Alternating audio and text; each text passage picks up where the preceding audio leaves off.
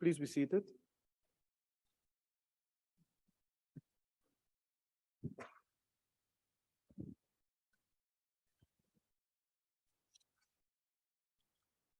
Honorable members,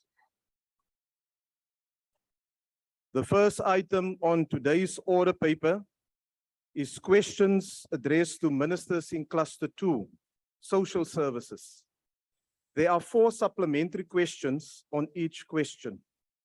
Parties have been given an indication of which questions their members wish to pose a supplementary question. Adequate notice was given to parties for this purpose. This was done to facilitate participation of members who are connecting to the sitting through the virtual platform. The members who will pose supplementary questions will be recognized by the presiding officer. In allocating opportunities for supplementary questions, the principle of fairness, amongst others, have been applied. If a member who is supposed to ask a supplementary question through the virtual platform is unable to do so, due to technical difficulties, the party whip on duty will be allowed to ask the question on their behalf. When all supplementary questions have been answered by the executive, we will proceed to the next question on the order paper.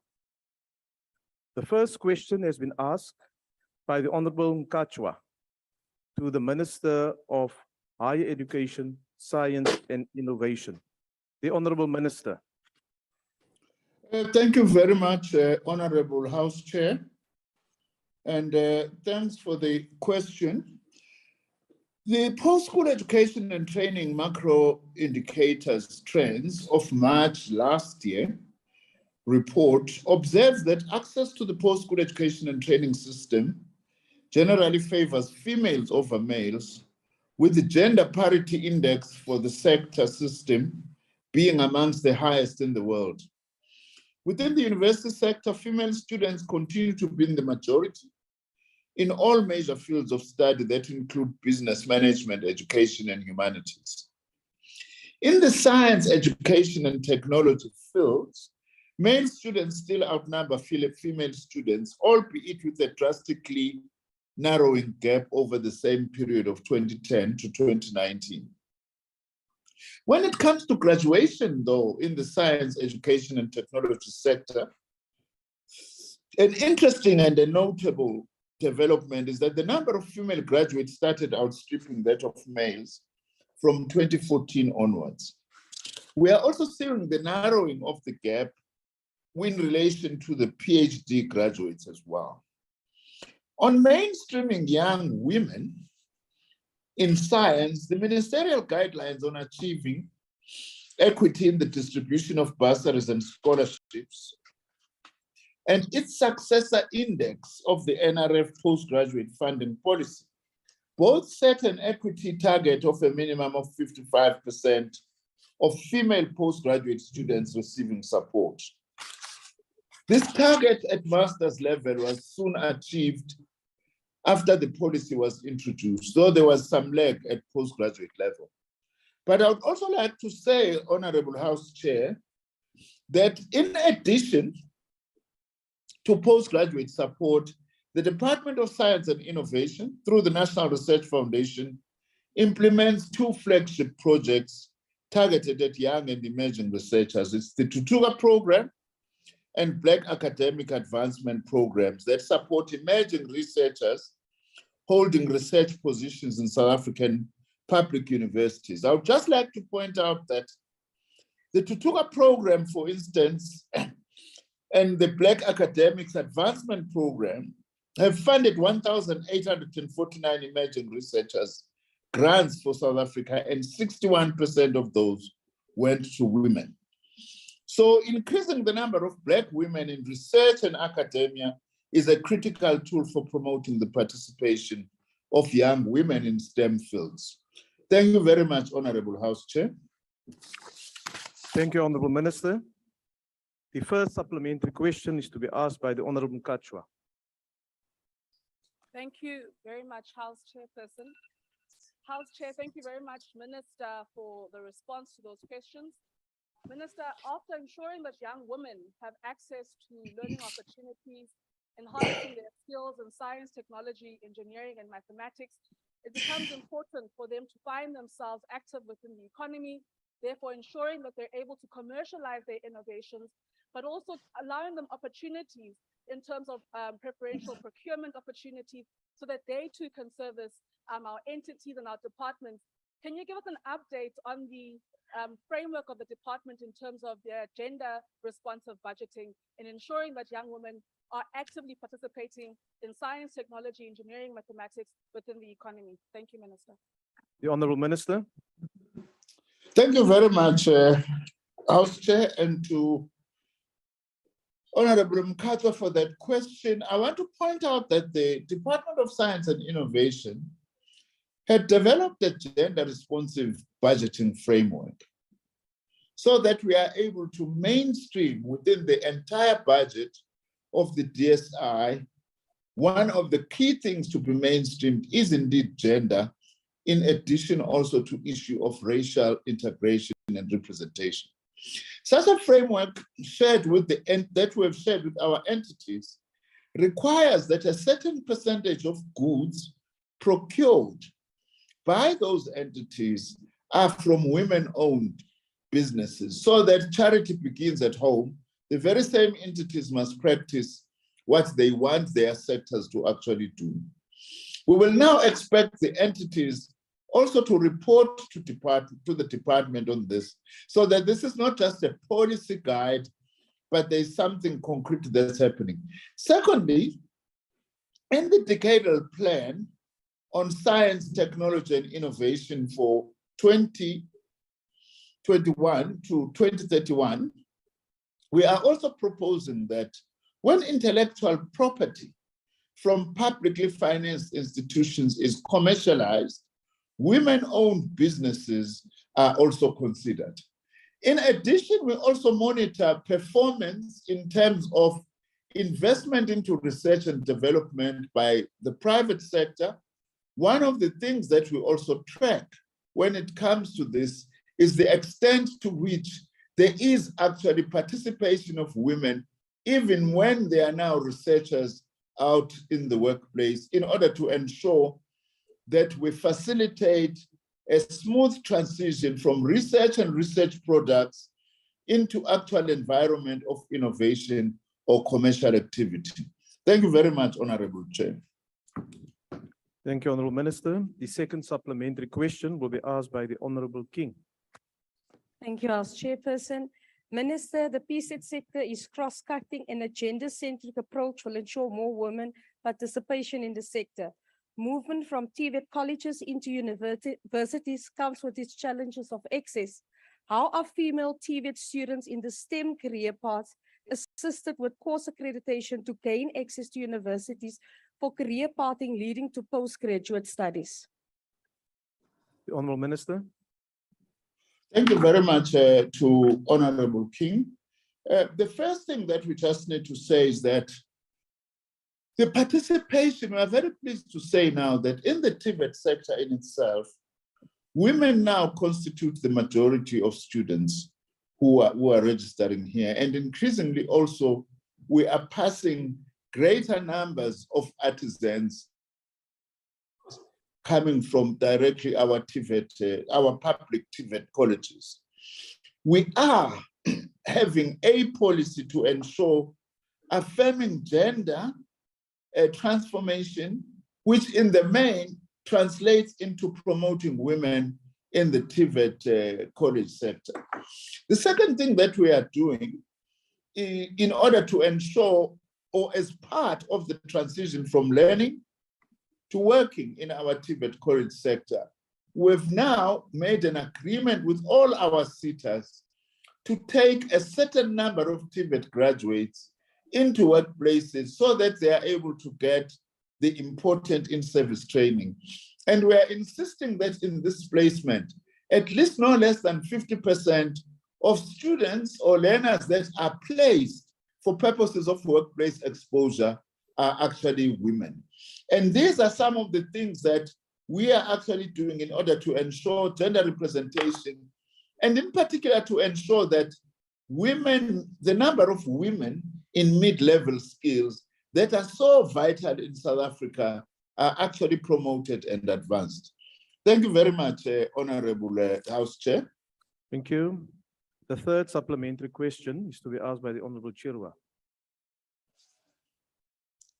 Thank you, Chairperson. Minister, how has the department made means to identify girls and women in township, rural, and informal settlements for the purposes of empowering them in STEM? How many are these women?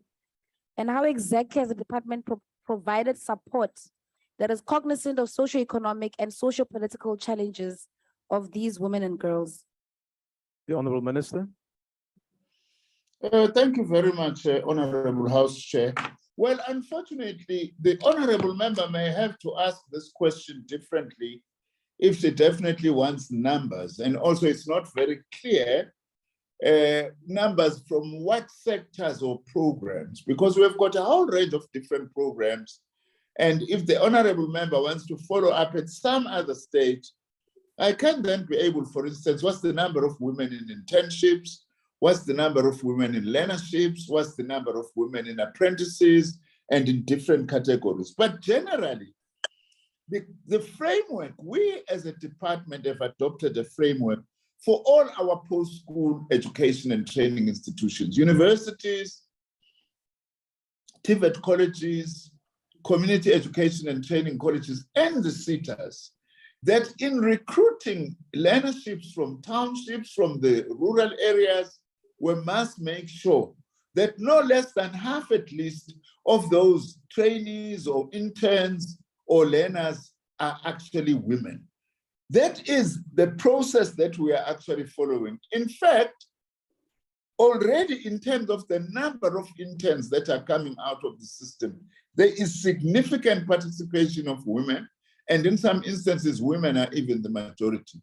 But as I had said, had I been asked the questions to give those numbers, I would have actually prepared those numbers. But we are fairly satisfied that we are actually making huge progress in the post-school education and training sector in terms of women, both in formal institutions as well as in informal institutions, in terms of ordinary youth in particular that we recruit in townships for learnerships and internship programs. Thank you very much, Honorable House Chair. House Chair, sorry. Yes, Honorable Member. This question is not answered how it was asked because I made. Order, order, Honorable Members, order. Order. Honorable Members, can you give the member an opportunity so that I can make a ruling? It's a very specific question. I asked for numbers because the question is in regard to the empowerment of women in STEM. So I'm asking for tangible numbers. He can mention that in this program, there's 100,000 women that we've supported from township and rural areas. In this program, there's this much, but it's not answered at all. Thank you.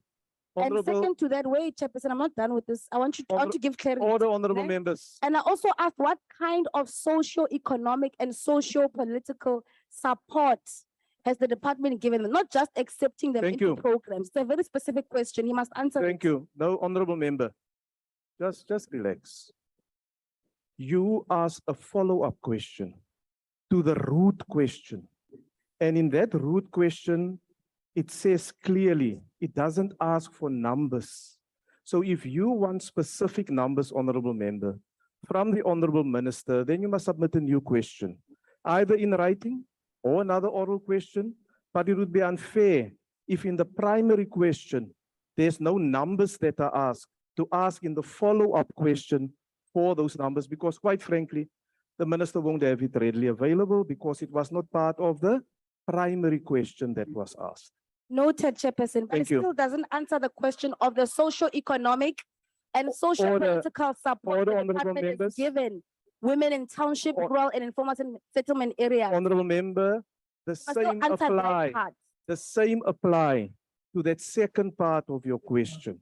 Please ask the question for oral or written response, and I'm quite sure the Honorable Minister will be able to respond to you.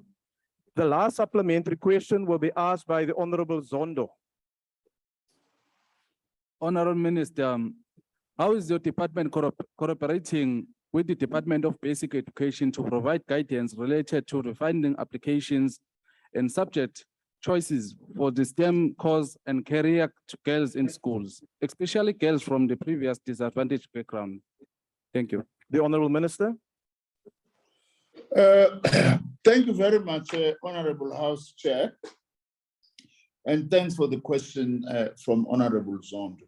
We have a very close working relationship with the Department of Basic Education on a number of areas, some of which I can mention now that we've got a joint task team, for instance, that looks into teacher education in order to ensure that the teachers we produce are in the same numbers and disciplines and fields in as much as is possible that the department wants. Secondly, NSFAS is also handling what is called the Funza Lushaka bursary, which is particularly aimed at supporting financially students who want to train as teachers in the fields of maths and science. That Funza Lushaka bursary is a dedicated bursary that is aimed at producing teachers, particularly in those fields, so that we improve the outcomes of maths and science. In addition, my Department of Science and Innovation also has a joint program with the Department of Basic Education in order to support and strengthen the teaching of maths and the teaching of science in the school, so that we make sure that we have a pipeline of the production of students who are able in future then to actually be able to train in the fields of science, technology, engineering, and mathematics. Thank you very much, Honorable House Chair. Thank you, Honorable Minister. Question number 369 has been asked by the Honorable A.M. Sheikh Imam to the Honorable Minister of Health. The Honorable Minister. Thank you very much, Honorable House Chair, and thanks to the Honorable Member. Honorable Members, the Department of Health administers the Foodstuffs, Cosmetics, Infectants Act of 1972 as amended in 2007. There are a number of regulations published in terms of this act to ensure that all foodstuffs are safe for human consumption in the country. There are regulations developed to deal with hygiene, salt reduction, trans fats, and ensuring use and labeling of correct ingredients in the food products. All these regulations are developed taking into consideration science-based international standards and strategies provided by the WHO in terms of food safety, reduction and prevention of non-communicable disease such as diabetes, obesity, cancer, heart attacks, and strokes. The department has also developed new measures to ensure food products should also be correctly labeled in compliance with this legislations I've mentioned, in terms of prohibiting the use of harmful ingredients and also misleading the consumers, as well as to increase awareness and understanding the importance of healthy diet and physical activity. To clamp down on harmful food products in the market, all foodstuffs that are manufactured in the country are subjected to inspections by environmental health practitioners who are deployed by municipalities, and in the rural area municipalities, it's mainly through the district district municipalities. All important products are inspected at the designated ports of entry by port health officials. These measures are to ensure that we do not have unhealthy and non-compliant food in the market. In acknowledging the importance of this, as a department, we've also developed strategies for the prevention of obesity, which was developed in 2015. We have developed updated national food-based dietary guidelines, also collaborated with the National Treasury and made extensive input into the health promotion levy on sugar beverages of April 2018. We also, from time to time, also do promotion of the National Nutrition Week in the coming month from the 9th to 15th October. We've also commissioned the National Dietary Intake Survey to look at the patterns of food and drinks consumption across the various living standard measures of all groups in the urban, in the rural, in the farm areas, So, and this is being also concluded by the University of the Western Cape. There will be a report issued in 2023. I thank you, Honorable House Chair. Thank you, Honorable Minister. I now recognize the Honorable Sheikh Imam to ask the first supplementary question. The Honorable Sheikh Imam. Thank you, House Chairperson, and thank you, Minister, for that. Minister, however, with your intervention and measures in place, very little is being done on the ground, Minister. Businesses are opening every other day, particularly in the food sector. I'm going to give you a good example. The latest report says aspartame, which is one of the sweeteners used extensively, and you know, South Africa has a massive problem with diabetes, is apparently, according to the latest report, there is now reports that it causes type 2 diabetes. What is also in the increase in the country is fatty, non-alcoholic fatty liver disease. Cardiac arrest is on the rise in South Africa. People at younger age are dying. Look at the can of cool drink. 9 teaspoons of sugar, Minister, in a can of one of these cool drinks. The question is, what oversight mechanisms can we put and make sure there's greater compliance, that we create a healthier society than the impact it's having currently with the high levels of disease and illnesses that we are picking up, resulting in people dying at a much younger age currently. Thank you. Including, you know, the dishwashing liquid. There is reports that that leads to cancer. The Honorable Minister. Thank you very much to the honorable member. We would welcome, the honorable member and any other members who are aware of some of the products which may be escaping our health, our environmental health practitioners' inspections and our food experts, either in terms of the fact that that particular product may be wrongly labeled. As I've indicated here, we have passed legislation and regulations which compel producers of various food products to make sure that they label the content, whether it's salt, whether it's sugar, fat, or any other ingredients in the food. If it's a food, it's misleadingly labeled. That is subject, if it can be proven, the person who's selling that and those who produce and mislabel can be charged for that offense. But I want to also just say that we do acknowledge that, especially in our rural municipalities, as I've said, the dependence is on the district authorities, because we know majority of our rural municipalities don't have all the various expertise, and environmental health practitioners, if you look at the scope of other pressures in terms of basic services, most of our rural municipalities do not afford on their own to hire environmental health practitioners. So they depend on district authorities. But I've been assured that, notwithstanding the fact that various districts do not have sufficient numbers, but all districts do have environmental health practitioners, and they do random search on various food outlets. But we would want to encourage members of the public, if you are aware of something which is suspicious, report to the nearest municipal offices, so that it can be raised with our environmental health practitioners, so that it can be followed up. Thank you very much, Honorable Chair. Thank you, Honorable Minister. The second supplementary question will be asked by the Honorable Gela. Thank you, Chair. I'll be asking the question on behalf of Honorable Gela. Understanding the extent of the impact of foodstuffs, Honorable Minister, which are not in accordance with health standards, requires urgent intervention if we are to reduce our chronic disease burden. What role does the department play in Honorable Jacobs, the minister can't hear you clearly. So I suggest, and thank you for standing, that you rather take your seat and speak into the must mic. I start from scratch, Honorable Yes, Minister? yes, you can start again. Thank you, Honorable Minister. Understanding the extent of the impact of foodstuffs which are not in accordance with health standards requires urgent intervention if we are to reduce our chronic disease burden.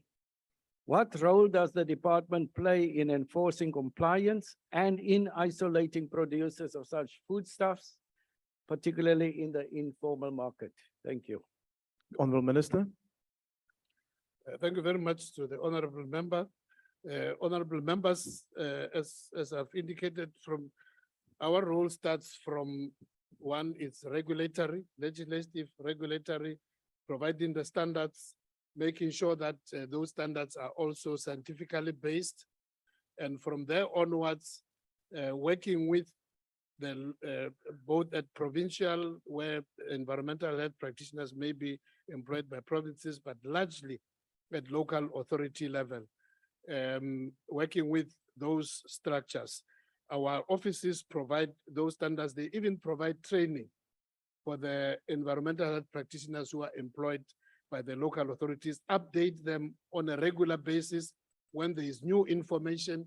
There are courses which are run for the environmental health practitioners to update them in terms of what are the new threats, what are the new discoveries, so that they can be able to follow that. And on a regular basis, there is also audits which are done where the districts do reports.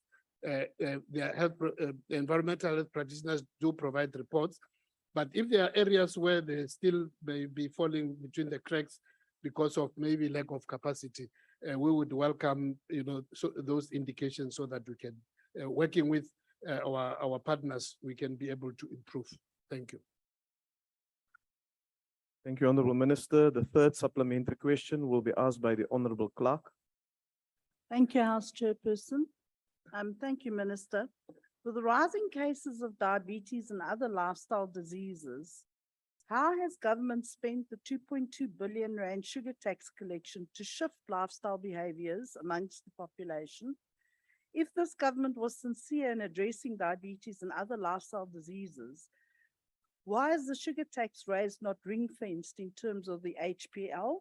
And can the minister please provide the House, if any, what processes are put in place to monitor the outcomes of these set programs meant to combat lifestyle diseases linked to the success rate?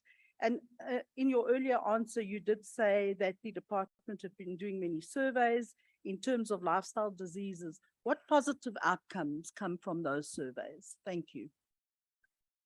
Honorable Minister. Thank you very much, Honorable Clerk.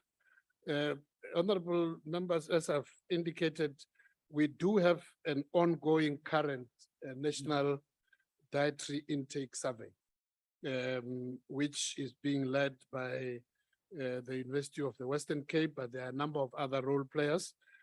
In March next year, we will get a report which will indicate, as I've indicated, we're looking at food, the patterns in terms of consumption of food, consumption of drinks, and that survey, which will be concluded and we get the report at the end of March next year, will be able to give us sufficient information. We do get from National Treasury, from the sugar tax, we do get allocation through which we are able to do health promotion. I don't have the figure at the current moment. I can be able to provide the figure. Yes, I can provide you. I mean, I don't carry figures in my head all the time, but we'll be able to provide you with the amount because it's clearly indicated. So yeah, we can provide that, honorable House members. But I can assure you that we do this surveys in order to make sure that we can be able to see the patterns and see whether the messages which we are embarking on actually do make it a difference. Thank you. Thank you, Honorable Minister. Order. The last supplementary question will be asked by the Honorable Thring. Thank you, House Chair. Minister, it is known that South Africans have high levels of obesity, high blood pressure, diabetes, and other related illnesses due to a high carbohydrate or sugar diet. So as a consequence, the health promotion levy or sugar tax was introduced to reduce sugar intake and hopefully disease. However, the beverage and other industries have admitted to reducing their sugar purchases and replacing it with sweeteners like aspartame and others, which animal studies have proven to cause weight gain, brain tumors, bladder cancer, amongst other diseases. So how does the minister plan to address the harmful effects of the sweeteners on the South African population, which may inadvertently be more harmful than the sugar itself? Thank you, Chair. Thank you. The Honourable Minister. Thank you very much to the honorable member. Indeed, as of now, the intervention which was supported by whole of government and implemented, as I mentioned earlier on, with our input as well through the sugar levy, was meant to make sure that, because sugar is proven to be one of the consumables which substantially increases the risk of obesity. Now, in terms of the other sweeteners and additives which are added as a replacement, we will need to look at the ones which the honorable member has mentioned.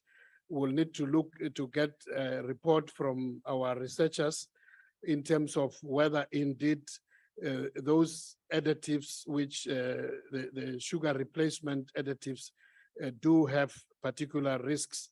I can say to the honorable member that at this stage, the information which is alluding to, I don't have offhand to can verify that indeed the studies have confirmed that, but we'll look at that. And if it is confirmed that some of these sugar replacement sweeteners are themselves risky, not maybe in terms of obesity, but predisposing people to other non-communicable diseases such as cancers, we will have to take steps and working together, not just as a country, but as I've mentioned earlier on, we also rely on studies not only in South Africa, but also under the auspices of the World Health Organization. So we will also collaborate information together with our colleagues in the WHO to make sure that where there's such information, we will be able to take the necessary action. Thank you. Thank you, Honourable Minister. Honourable members, I want to remind you that in terms of the rules, supplementary questions is restricted to one question and not a number of sub-questions. So you run the risk that your question will not be answered, and you give the member of the executive then an option to decide which of your sub-questions he or she will answer. But please restrict it to one question as per the rules. Question number 385 has been asked by the Honourable Murachekla to the Minister of Basic Education. The Honourable Minister. No, thank you very much, Chair. Let me also thank the member for the question. Indeed, member, there were 3 provinces that we had to investigate. First was KZN. In KZN, we identified, or let me report the progress. We divided the damaged schools in terms of 3 categories. Category A was 41 schools which had minor damages. And the progress to date was that 33 schools have gone through they've completed the tender process. 2 are already at construction level and 6 are practically completed. Then there were also other schools which had medium damages. Those were 117, 32 of them at a design level, 72 have completed the tender process, and 13 are really at a construction level. And the last category of schools that had serious damages, and these were 202, and 163 of them are at a planning phase, 27 are at a tender design, 8 and 4 are at construction. We've also worked with the NECT to finalize and confirm for us and the province the cause and verify all the details relating to the needs and the work that has to be done. Then the next category, as per question, Chair, was around schools in the Eastern Cape. Again, there was a total of 51 schools, which were schools from, for instance, Amatole, Chris Hani, and OR Tambo. We visited 37 of these schools, and we found that these are schools which had leaking roofs, and 27 of them have been found to be damaged by the floods. And we're working with the NECT and the province on plans to repair them, but not much work has really been done in terms of finalizing and costing those repairs. In Northwest, Chair, we also visited there, and we found that there were no schools, according to our report, which were storm damage in that along that description, but there were schools that have been destroyed by other disasters like your storm and other natural disasters, but not flood damages. And again, we're working with the province to see with them what is it that we can do together to sort them out. But our main focus is in the East, is in KZN in particular, and the Eastern Cape Chair. Thank you very much for the question, Honorable Member. Thank you, Honourable Minister. The first supplementary question will be asked by the Honourable Murad Chekla. House Chairperson, thank you very much for the opportunity.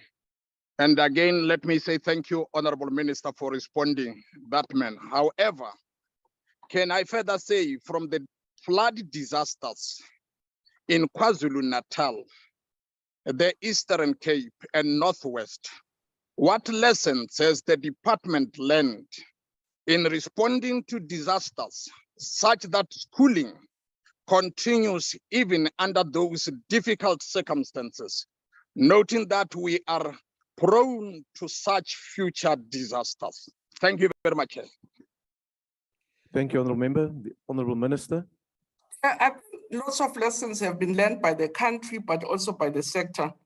And we're very lucky as a sector that because we have a very big footprint, even in areas where children were displaced, we're able to find them spaces in areas where they found themselves. So we were able to quickly mobilize uniform, books, and make sure that schooling continues. And I think it's an advantage of our sector that we have a big footprint. But there's quite a number of lessons that we have learned also in terms of the quality of infrastructure and where schools are located. I mean, the school I visited in KZN, it had been built right, not even on a river bank, but inside a river, because I think at some stage there was a drought and then the school was built there. So it's also to make sure that when schools are built, your environmental impact studies are done thoroughly so that people build schools at the right place and protect infrastructure, because some of them were just unfortunate that they were built at the wrong places. Thank you, Chair. Thank you, Honourable Minister. The second supplementary question is to be asked by the Honourable Nodada. Minister, there have been promises to eradicate inappropriate infrastructure for 25 years now. Yet till date, there are still pit toilets in schools. Hundreds of dilapidated asbestos and mud schools haven't been upgraded. I was doing oversight in Mkwati Comprehensive School just last month, where learners are forced to use a rotational system because classrooms are falling apart. While in Mhlabi Secondary School, on the other side of the village, teachers and learners relieve themselves in an open field as pit toilets are life-threatening. Despite these schools being part of their CD program, they were never built. Furthermore, your department and yourself have proposed amendments to the Public School Infrastructure Act, which will lead to accountability failures because you want to scrap provinces from reporting on infrastructure progress in schools. Minister, please be specific. There has been many pronouncements on dealing with infrastructure backlog in schools, including the President's Special Purpose Infrastructure Vehicle. When will you eradicate the dilapidated infrastructure backlog? And how will your department ensure conducive learning environments without pit toilets and with access to water, electricity, safety, and internet in schools? Thank you so much. Honourable members, may I remind you that there's a primary question that's asked. So the minister respond to that question. Your follow-up question must flow out of the response of the minister to that primary question. Keep that in mind, please. So just relax. Just relax. That is not my ruling, it's the rules that I'm simply putting to you. It's not a new rule that I'm framing. So let's conduct this session in that spirit. That follow-up questions, in fact, comes from the primary question, does not constitute a new question. Why should I end up, Honourable Member? Thank you, Chair. I'm sure that that's just general commentary because the actual question deals with infrastructure, damaged schools, and that's exactly where the follow-up question comes from. So I'm sure you're just reminding the House as opposed to making a general reflection on that question. No, thank you, Honourable Member. I'm quite capable of interpreting the questions as well. I'll allow the Honourable Minister to respond. Yeah, thank you very much for the guidance because the question was specific around KZN, Eastern Cape, and Northwest.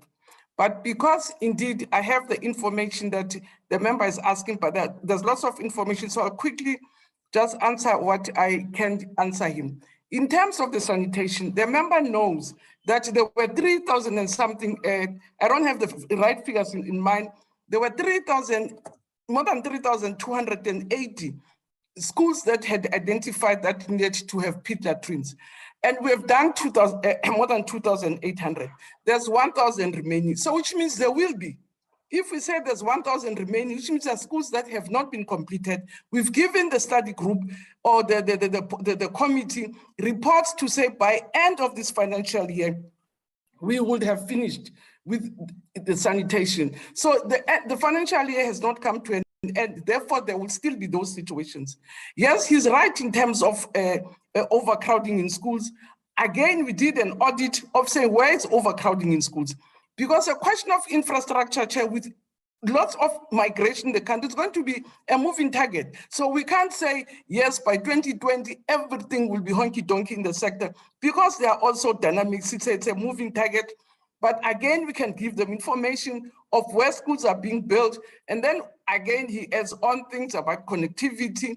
And Chair, I promise if the member sends all those questions, I will answer all of them systematically, because indeed we have answers and information on all the matters he's raising.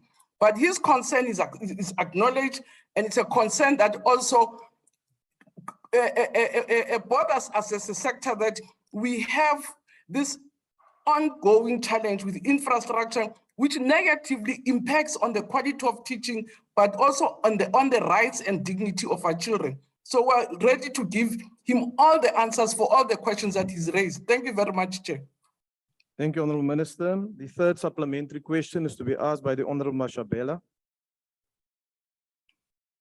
Thank you, House Chair. Minister, the education infrastructure backlog continues because the state continues to depend heavily on third-party service providers who inflate prices of tenders without necessary skills and capacity, and do not deliver. Even in instances when the Government Technical Advisory Center is involved, we have not seen any improvement. Minister, my question is it not time that government establishes a state-owned construction company specifically to build and maintain school infrastructure, like it was the case before tenders became the only way to source and deliver goods and services? Thank you very much. Thank you, Honourable Member. The Honourable Minister. Chair, indeed, school infrastructure, as I've said also to member, note that it is an ongoing problem. But why state will want to outsource other functions? For instance, the Department of Basic Education, we're a Department of Education.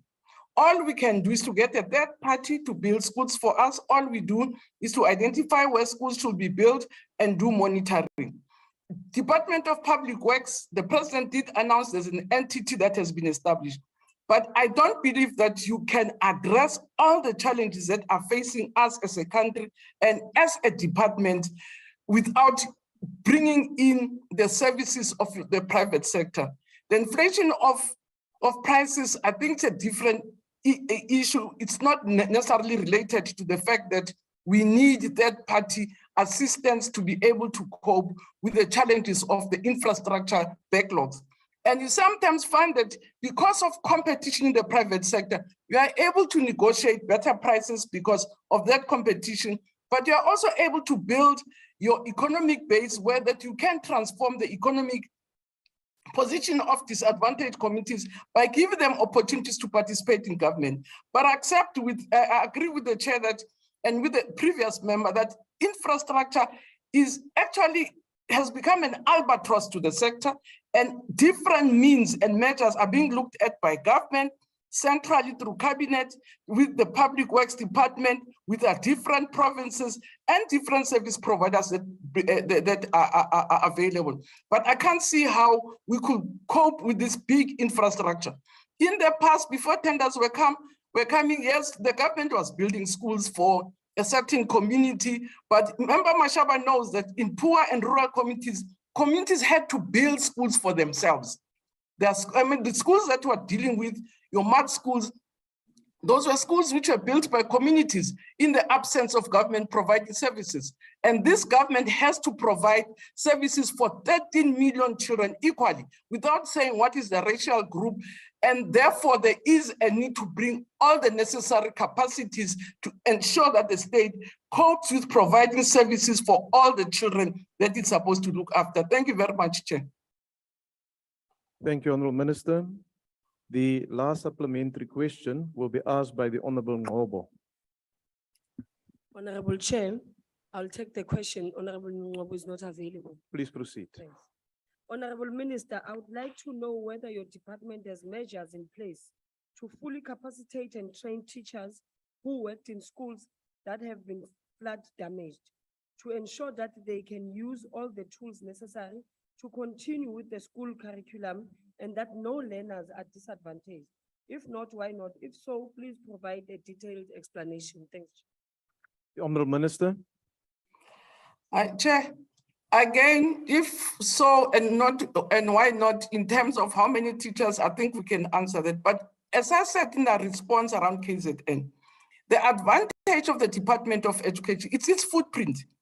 That when this community gets affected by floods, we take those learners to a nearby school. So there's no need to retrain people because it will be the same teachers that teach other children. If our teachers have been displaced, we place them at another school. So there's no need to retrain. So what would have happened in KZN, as I say, we had to look at where the displaced learners were and work with those schools to place them there. Where we're not able to place them, there are temporary shelters like your mobiles. So it will be the same teachers. So there would have been no need to retrain anybody because it's really changing chairs that they were here yesterday, today they are here.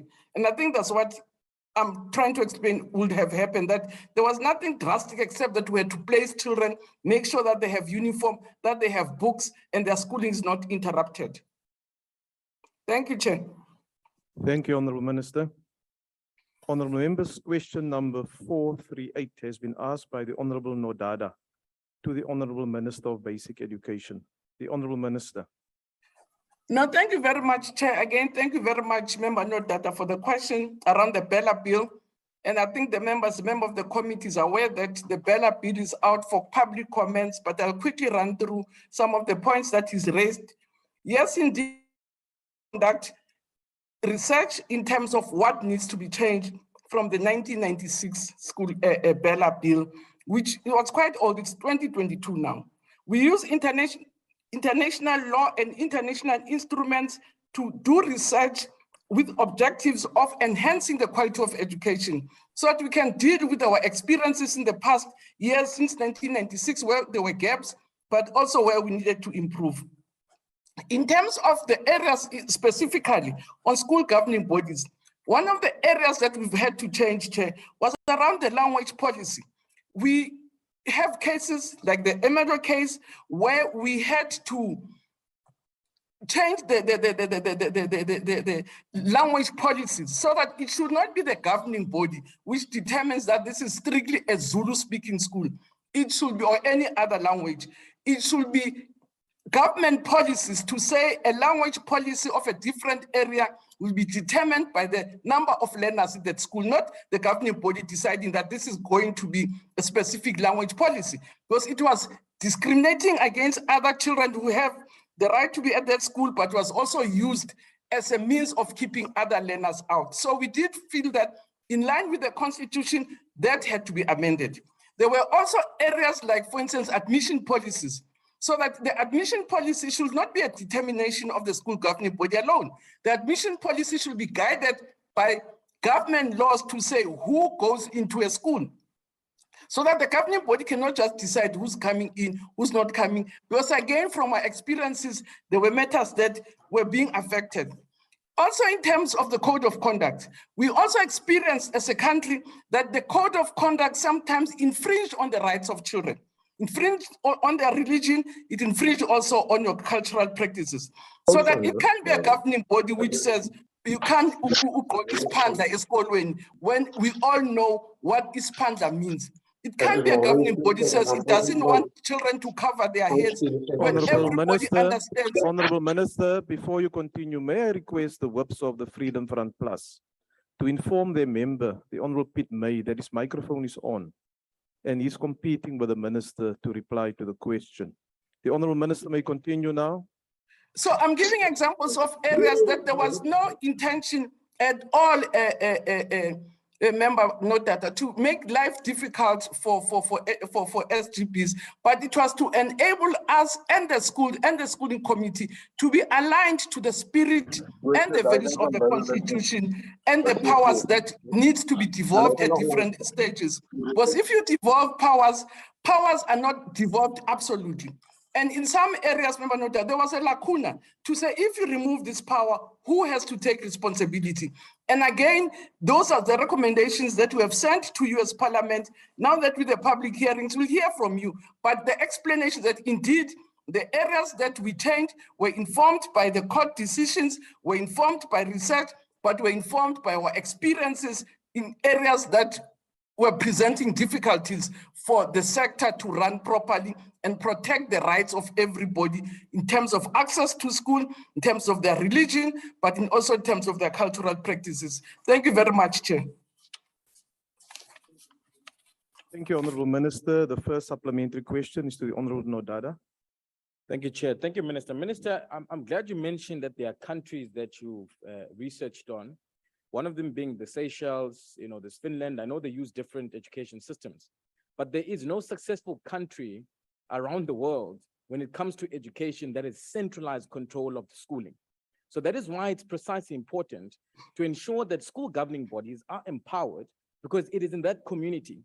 It cannot be an HOD that decides for a school to study Xhosa, or a HOD to decide in Northern Cape that they're going to use a particular language. It needs to be decentralized to a point where they can be able to make the decision for themselves. The reality is that basic education department can't be both a player and a referee in this instance. They need to intervene when those particular policies are utilized to discriminate against specific learners. Now, honorable members, don't interrupt the member. The rules are clear. The honorable member is allowed to make a statement before he asks his follow-up question, and is well within his time. Continue, honorable member. So again, Minister, the challenge is going to be this.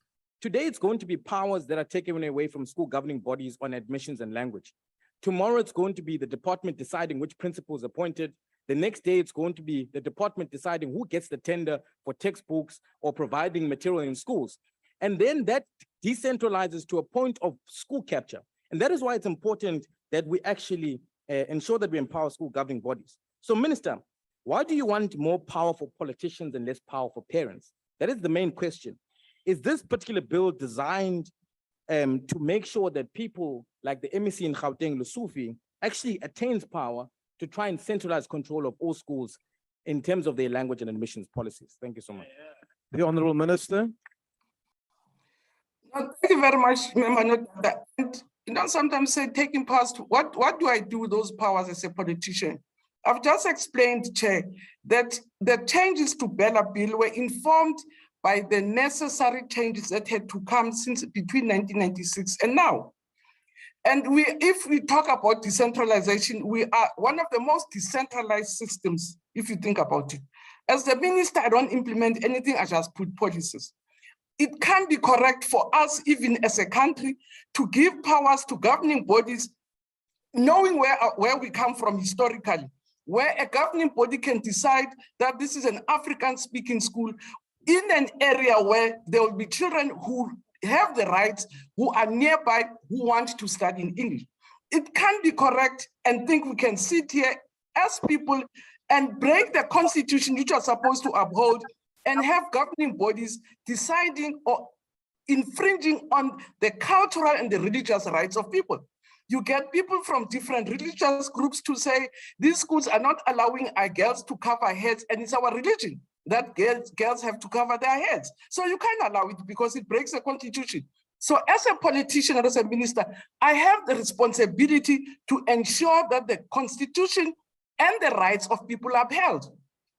So the changes that are there are already changes that were necessitated by even the courts themselves. So which means courts can tell us what not to do, because some of the decisions came because of the court matters. Some of the changes had to come because of, again, situations where as I say, the court decision, the very communities themselves coming to us to say that school will not admit our kids because of language, they expel our kids for cultural practices. It's against the law and it's not in the rights of children.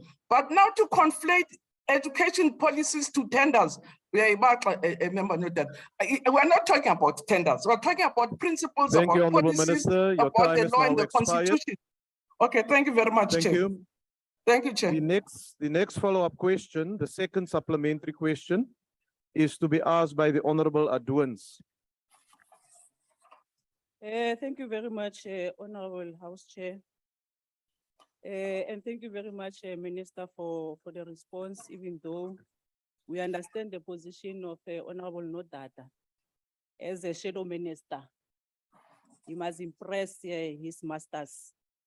He was all over the place, but let's go back to the original question. Honorable Minister, SGBs are all critical bodies as organs of people's power in education. It epitomizes creating collective responsibility for the governance of our schools. Minister, how is the department addressing the problems of dysfunctional or disruptive school governing bodies which hamper the effective functioning of schools? Thank you very much, Honorable Chair. Thank you, the Honorable Minister. No, thank you very Order, much. Honorable members, order. No, Please thank you continue, very Honorable much. Minister.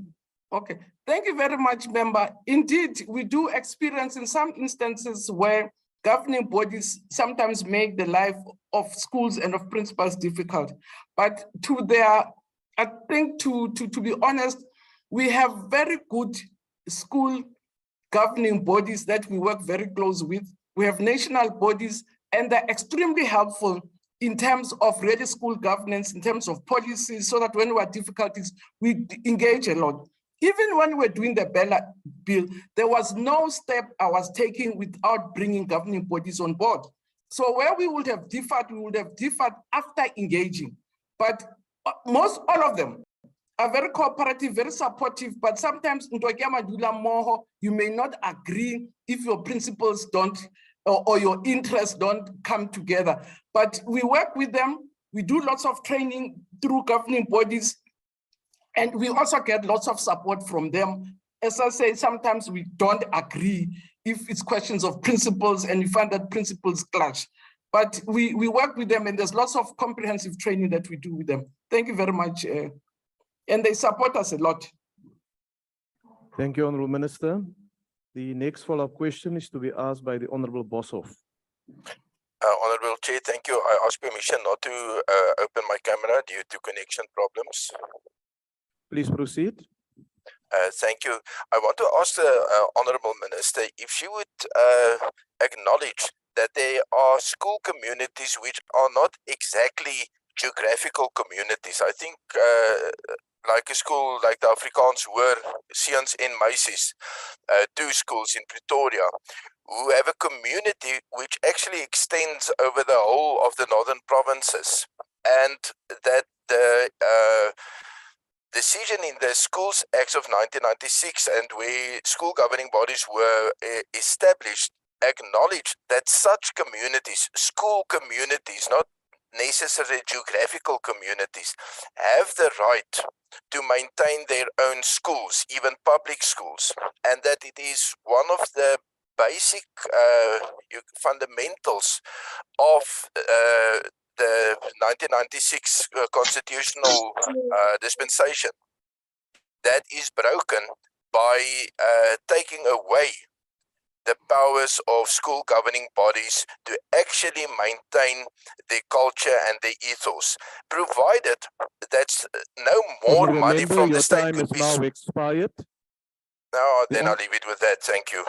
Thank you. The Honorable Minister. No, Chair, that's exactly what Bella Bell is trying to do.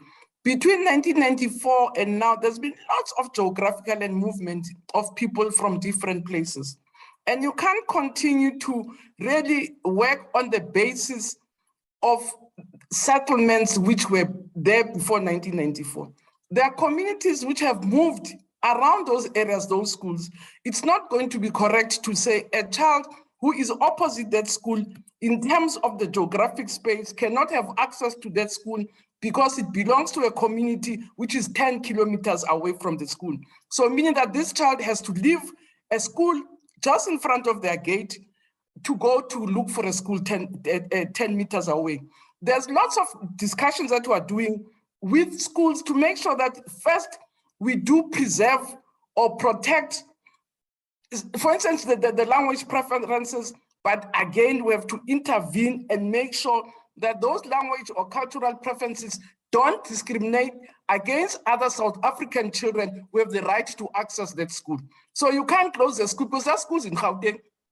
It's in the Val. It admits kids from the Free State because it's an African school, and kids in the Val can't have access to that school in Gauteng because it belongs, or the community believes that it belongs to a certain community.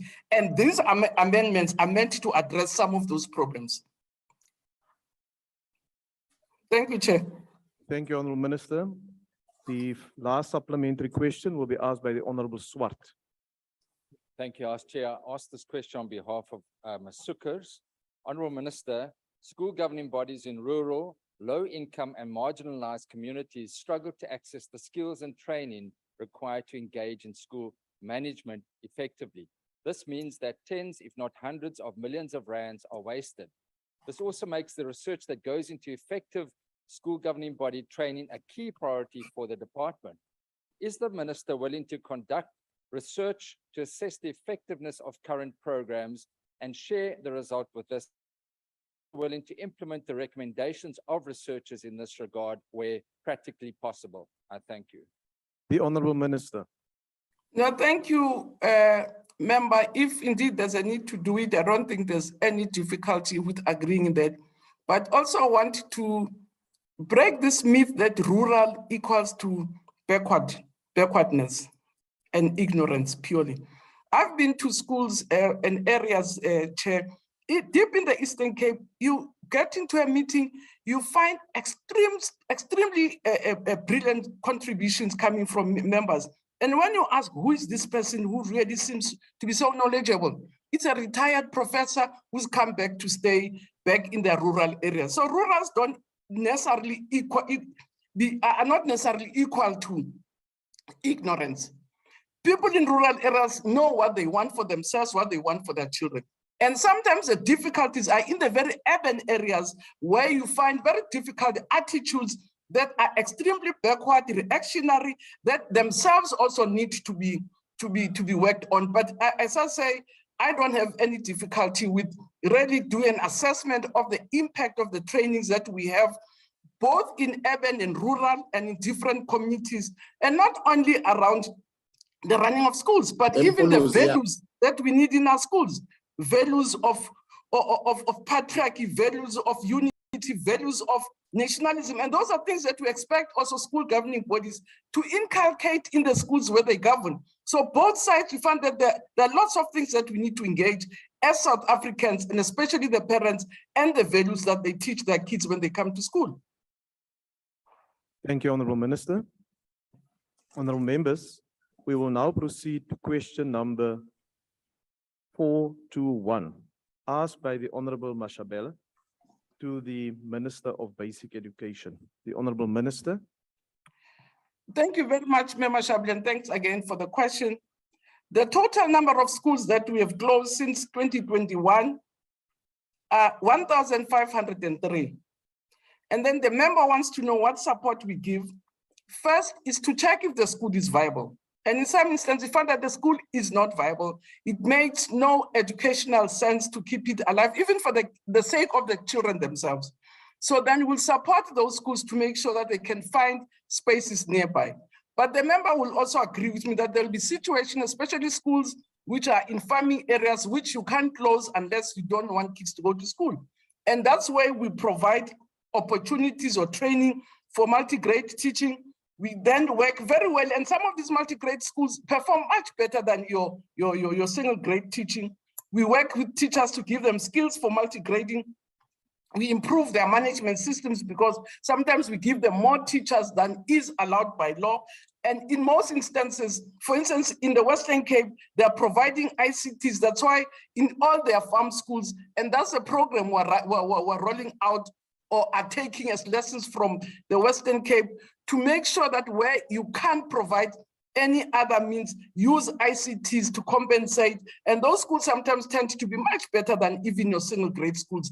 But we look at different things, whether it's viable or it's unviable, or if it's possible to close or not to close. Thank you, Chair. Thank you, Honourable Minister. The first supplementary question will be asked by the Honourable Mashabela.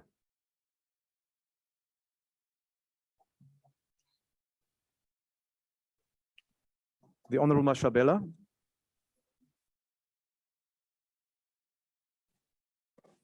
I will take the question, Chair, if she has a connection problem. It's Please Honorable proceed. Thembekwayo. Please proceed, Honourable Member.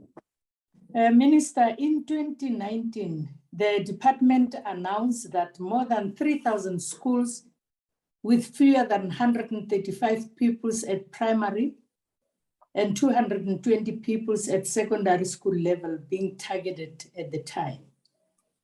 Most of these schools were situated in Limpopo, Mpumalanga, Northwest and Eastern Cape, with the Eastern Cape in particular accounting for more than 1,300 schools.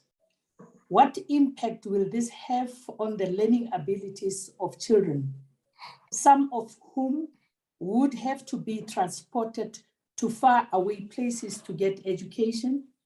Secondly, what impact will this have on local economics of the affected areas? Thank you, Chair. Thank you, Honourable Member. The Honourable Minister. No, thank you very much. What guides us, it's really whether it's education, does it make educational sense to run the school? Because our business is it's teaching and learning, not what the economies will do. I think it would be unfortunate if we affect the economy, but our fundamental principle about learning and teaching. And as the member correctly says, that there are a number of these schools, and now we've only done 1,500 because there are lots of considerations that we have to do in terms of the learners' abilities to go to other areas. I'll give an example in Mpumalanga. Mpumalanga is rolling out a program of boarding schools, so that older children, when we close the school, they put them in mega schools, and it has improved the quality of life, the quality of education, and the impact thereof. But as member will also know that you also don't want to institutionalize very small children. You don't want to take a grade R or a grade 1 to a boarding school. And that's where we get softer. We have multi-grade schooling to make sure that we can manage the impact of those changes to learners. So we have a program of rolling out boarding schools because the fact of the matter is it's cruel to keep an unviable school. I've been to a school in Limpopo, 75 kids from grade 1 to grade 12. It's completely unworkable. There is no way you can have 75 kids from grade 1 to grade 12 in one place and think you can teach them effectively. It's not viable. And that school had got 0 pass, but it's not viable. So the main interest and what guides us first is what does it make educational sense? After that, what are the rights of the children? How do we protect them? And how do we make sure that they are safer? They get what is rightfully theirs. The other things become consequential, either advantages or accidents, but the bottom line is, does it make educational sense to keep that school? Thank you, Honourable Minister. Thank you. The second supplementary question will be asked by the Honourable Binko Kigaba. Thank you very much, Chair. Honourable Minister, the conditions in urban and rural areas are different, and both have varying strengths and weaknesses. When comparing urban schooling and rural schooling, what is the difference in learner and teacher performance. Thank you very much, Chair. The Honorable Minister. It's quite interesting to really have to do that, because you know it always strikes me where you find schools in the same conditions, perhaps of poverty, performing differently. Today, the HOD has gone to KZN, and I know he's going to go to a school called Municipal. It's one of the mega schools with the best results in the country, and it's in deep rural. So what makes the difference? It's the way, the leadership of the school, the determination of learners, and some of the kids who are there and Municipal are kids who come from urban areas because parents know that there's effective teaching. Then you have schools that have everything else in urban areas that are not performing. So for me, it's not only around the rurality or the poverty, but it's about the leadership, it's about the resources, it's about parents that has given me hope. If you go to schools in Vembe, they're in deep rural areas. They outperform schools in urban areas. Poor as they are, rural as they are, there are schools in urban areas which have everything, good infrastructure, they're not performing the way they should be performing. So it boils down to leadership, and it boils to what happens inside the school more than where the give schools the located. resources. Why do you say it's leadership? Honorable Give schools the member. resources. Honorable Ndlozi, you can't just So I don't know interrupt how the to Honorable talk. Minister. Stick to the rules, please. The next supplementary question will be asked by the Honorable Van der Walt. Thank you, Chairperson.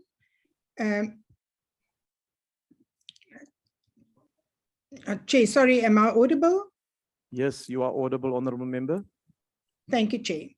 Chairperson, the Minister have just replied that since the 2021, 1,500 schools were closed or merged.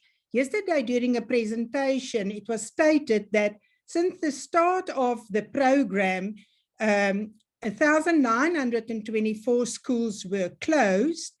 And for this year alone, another 1,237 schools were identified. It is actually clear that the legislative framework of Department Basic Education is ineffective, as thousands of schools supposed to have been closed by now to ensure quality teaching and learning is still open. What are the reasons for the department's framework not being effective? And for the sake of quality teaching and learning, whether the minister will take steps, what steps will she indeed take to make sure that for the sake of teaching and learning and the quality of education on its own, that the framework will be effective? Thank you. Thank you, Honorable Member. The Honorable Minister. No, thank you very much, Member Desiree. By acknowledging that the school closures are informed by our pursuance to have quality learning and teaching. That's what guides it. And I'm really glad that you put that as the reason why we're doing it. What delays it, Member, is that there are laws around how you close schools. You have to consult, you have got to get parents. Sometimes it takes you up to a year to reach that agreement. And you don't want to close schools and fight with communities, but if we want to make sure that by the time you reach that stage, you have closed schools. This 1,500, it's since 2021. It's not like when we started 5 years back. So we've closed quite a number of schools in townships. Member Tembewa will know that even in her own area, in Soweto, the schools that were closed because they were no longer viable. We had to merge schools, but again, in merging schools, you have to take committees around. But as I said, in some instances, you find that it's not possible to do it just abruptly. We have a boarding school process. In Mpumalanga, we are putting it, but for instance, you can't institutionalize very small children. In the Western Cape, they also had a program of boarding schools. Committees resist to say, we don't want our kids to be mixed with kids who come from this area because they're going to be contaminated and become gangsters, which means you go back and say, what else do we do if parents are unhappy with keeping their kids in boarding schools? So there are pushes and backwards, because you're dealing with human beings, you're dealing with parents, but you're dealing with people's lives, and you have to be very careful how you move around it. And that's why in the meantime, as well, we are trying to negotiate your way around it. When parents in the Western Cape said, no, we don't want our kids in a boarding school because they'll be recruited in gangsters. So what else do we put in place, which delays also sometimes the measure, which delays the closing, and you then have multi-grade schools, you use ICTs.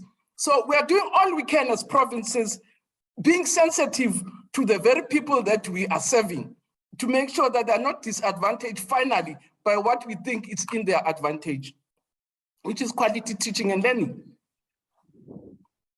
Thank you, Honourable Minister. The last supplementary question will be asked by the Honourable Swart. Thank you, House Chair. And again, I ask this on behalf of Honourable Sukkers.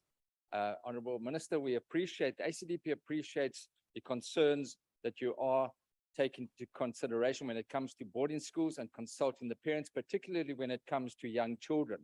Now, yesterday in the Portfolio Committee on Basic Education, the Department of Basic Education highlighted the challenges the sector faces with public micro schools in rural areas. And yes, we do admit there are some excellent schools in rural areas. However, is the Minister aware of the positive impact independent micro schools are having in rural towns and throughout the country? And if so, is the Minister's department willing to research independent micro schooling so that her officials can learn how these schools deliver quality education in small multi-grade settings to deal with the issues and to assist those parents that don't want their young children to go to boarding schools? Thank you.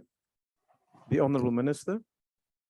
No, thank you very much, Member. As I've just explained, that it's such a very sensitive area, which sometimes as the sector, you tend to have blind spots. As I say, the blind spot in the Western Cape of taking kids to schools and parents turning around to say our kids are going to be recruited into gangsters, which is something perhaps you would not have seen, and therefore you have to go back to the drawing board. But I've also said in the Western Cape itself, because they have lots of small rural areas, they are using ICT. So we don't only need to research independent schools. There are schools in the public sector which are doing very well with multi-grade schooling. There are schools in the deep Eastern Cape, again, they're using ICTs as a tool of really improving. So you do find some of the small schools doing exceptionally well, because kids sometimes who are, you teach a phase, which is a different way. So you teach your foundation phase together. So those who are in grade 1, they can hear what is being said in grade 2, and you find that they can merge.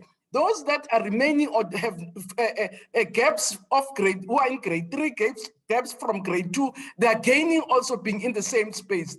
So we are investigating that area because unfortunately 25% of our schools are your multi-grade schooling. And that's why we're paying attention is to say, what more do we do in instances where we can't consolidate, we have to run a small school, what more do we do to enhance? But looking at independent schools, again, I don't think it's quite harmful, but I'm saying even in the public sector, there are pockets of excellence in the Western Cape and the Eastern Cape, which we are following quite close and are taking lessons from. Thank you very much, Chair. Thank you, Honourable Minister. Honourable Members, question number 386 has been asked by the Honourable B.N. Lulane to the Minister of Sport, Arts and Culture. The Honourable Minister. Thank you very much, Chair, and thanks to Honourable Lulane. Chair, the answer here is that SAFA is the custodian of football in the country. So the department works and supports SAFA in the implementation of football programs. Since the inception of the National Women's Football League in 2019, the department has been providing an amount of 5 million rands per annum to ensure that the league reaches a level at which it can attract sponsorship. SAFA's partnership with Hollywood Bets is an indication that this investment is beginning to bear fruits. The department also provides SAFA with additional funds for other women's programs such as capacity and talent identification. It should be noted that we also add funds to provide for this intervention in the financial year 2020-2022. This is purely for the development and professionalization of women's game. It is the intention of the department to continue to fund SAFA with the objective of ensuring that their products are bankable and able to attract sponsorship, as government has limited resources. More investment by private sector would enable the formation of more clubs for women's football and creation of stronger women's football leagues at all levels, as a private sector would do in other sporting codes. In addition, the annual school sport program categories, which we do together with the Department of Basic Education, cater for women football. These are under 15 and under 17 age groups and persons with disabilities. The school sport program, especially for football, is geared towards ensuring that girls are given equal opportunities in all respect, playing opportunities in technical officiating, in coaching and managing provincial football teams. In March 2022, we took the under 15 girls team from Idinde Technical High School in KwaZulu-Natal, who were the national winners of the school sport championship, to the inaugural FIFA-initiated Pan-African School Football Championship in the DRC. They did us proud, Chair, I must say, that they were only, they only came second. They were defeated in the final by Morocco. So the win by Banyana against Morocco was, if I say, a sweet revenge, Chair.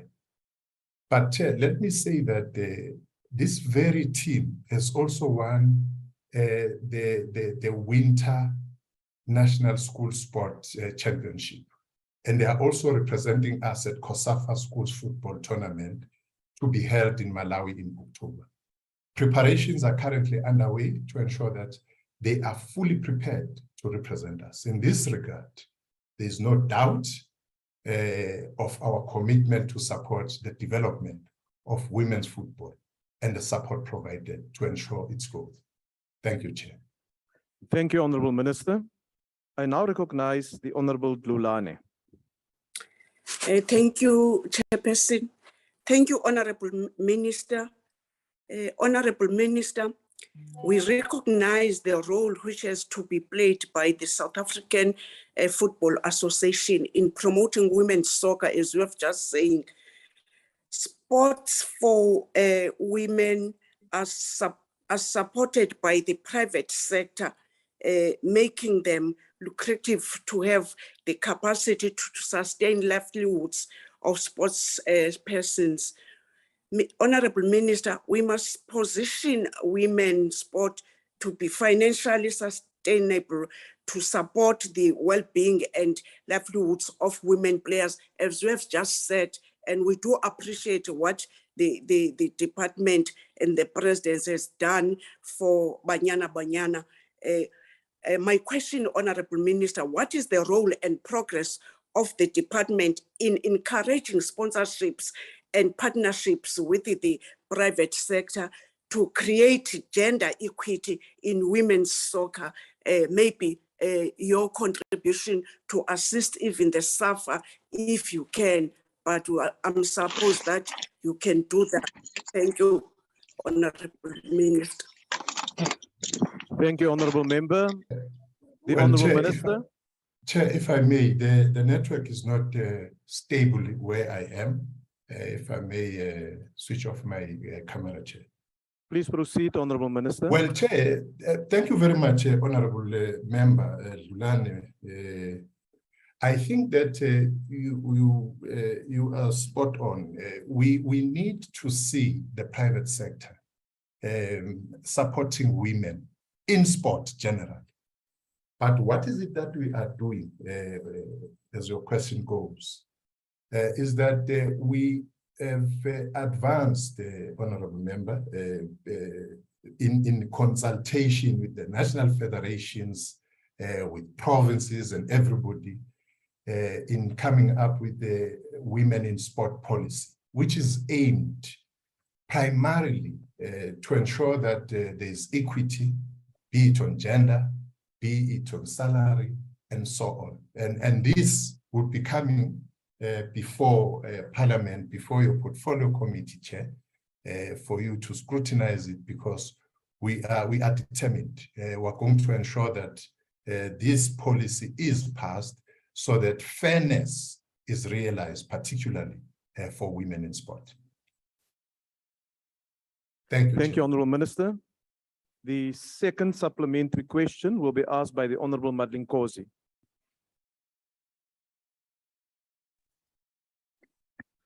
Chair. Thank you, Chairperson. Mr. Minister, it has been recorded that most, if not all, Banyana players are playing for our country as if it is one of their hobbies, because they have to juggle between their 9-to-5 daily jobs, which means they will not have 100% attention to their national call. What plans have you got to make them totally focusing their energies and concentration towards football? Thank you, Chair. The Honourable Minister. Thank you, Chair, and thanks, Honourable Madeleine. No, you'll be pleasantly surprised that with Banyana, you have the most dedicated squad to their country and their people. And they are not playing football as a hobby. I can tell you now, Honourable Member, that 50%, almost 50% of them play in SAFA Women's Football League. And the rest are playing, and they are being remunerated in euros and dollars. They're playing international football. So it's not hobby for them. Now, the emphasis from our part is to ensure that we strengthen SAFA Women's Football League.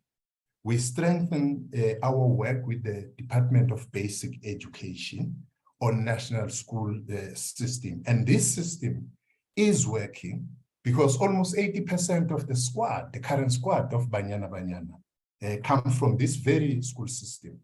You can talk of Gatlin Swar, Refilo Jane, the captain, Tembe Khatlane, Hilda Makai. I can name all of them.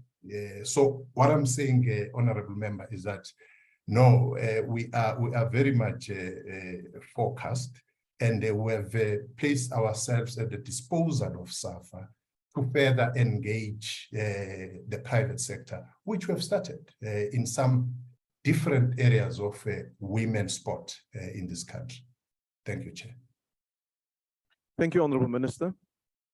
The third supplementary question will be asked by the Honourable Lutuli. Chairperson, I'll take the question for Honourable Lutuli. Please proceed. Order, honourable members. Honourable Minister, considering the display of excellence showcased in South Africa women's sports, from soccer and swimming to rugby and golf, especially over the past years, I would like to know how the funding framework for women's sports have been adjusted to equal that of men's sports. How has the department capacitated Sports Federation to address gender parity? I thank you. The Honourable Minister. Thank you, Honourable Member, for your question. In fact, if you look at what is happening now, is part of this pipeline of investing mainly in development of youth in sport. And when we do that, we do it from the level of school, the school level to university. And in that way, you are able to identify at an early age of some of the players who are playing the national team today. See, if you take, for instance, an example of Linda Matlao, who started at the age of 14, that tells you that this kind of investment, particularly in developing the sport at the lower level is and will continue to pay dividends. With the federations, for instance, all the national federations, with the allocation we give it to them, we emphasize the ring fencing of the women's sport in different sporting code. And that is happening, Chair. And we know that as we move forward, it is going to continue to show result. What seems to be the major challenge now is to get the partnership with the private sector, as they are, supporting other sporting codes, particularly of men in the country. We really want to have, as I said earlier on, we must commend, Hollywood Bets, for instance, Sasol, who believe in women in sport, especially women in football. And we call upon many more to support women. Thank you. Thank you, Honorable Minister. The last supplementary question is to be asked by the Honorable Sheikh Imam. Thank you, Chairperson. Minister, as much as, I must agree with you, there is some work being done at grassroots at school level, but certainly not enough. Now, let me give you an example of Caitlin Roos-Krantz. And if you remember, she won gold for first South African female to win artistic gymnastics gold for South Africa. There's very little facilities and things available. Why you not suggest to your colleagues from the other departments to do what they do abroad in many other countries, where they develop sports from a local government level, employ sports coaches from the municipalities or the councils, so that they can develop those with the quality sportsmen and women in that particular community, so that it will also make it easier for you to identify those with the talent and the skills to develop in sports. Thank you. The Honorable Minister. Not doing enough. Yes, Honorable Member, I would agree with you on that. We would want to do more, but let's start on facilities. As you know, that the provision of facilities for sporting activities is the primary responsibility of local government. That's where it is, and it's a constitutional matter, as it were. But over and above that, we have what we call the Municipal Infrastructure Grant. And that grant, we have enforced to municipalities for the grant to be ring-fenced so that it does sport. You would perhaps know, Honorable Member, that if you go to different spheres of government, especially at a local level, people have not, even with the resources at their disposal, have not taken on board issues of sport and ensuring that they concentrate on sport. So that's what we do, especially this relate to your district municipality, meaning mostly in rural areas and so on. Because when it comes to metros, the grant then comes from human settlement, working with metros at that level. So we would, and I'm glad, Honorable Imam, that I have somebody who's going to be with me here in engaging our local governments to ensure that they understand that sport is as important as any other aspect of human endeavor. Thank you. Thank you, Honorable Minister. Honorable members, question number 371 has been asked by the Honorable MGE Hendricks to the Minister of Sport, Arts and Culture. The Honorable Minister. Thank you, Chair. Well, the funding of athletes and teams participating at continental and international events is managed through two processes. Firstly, individual continental and international championships are funded through national federations. To this end, the department funds the activities of national sport and recreation bodies for domestic, continental, and international events, amongst others.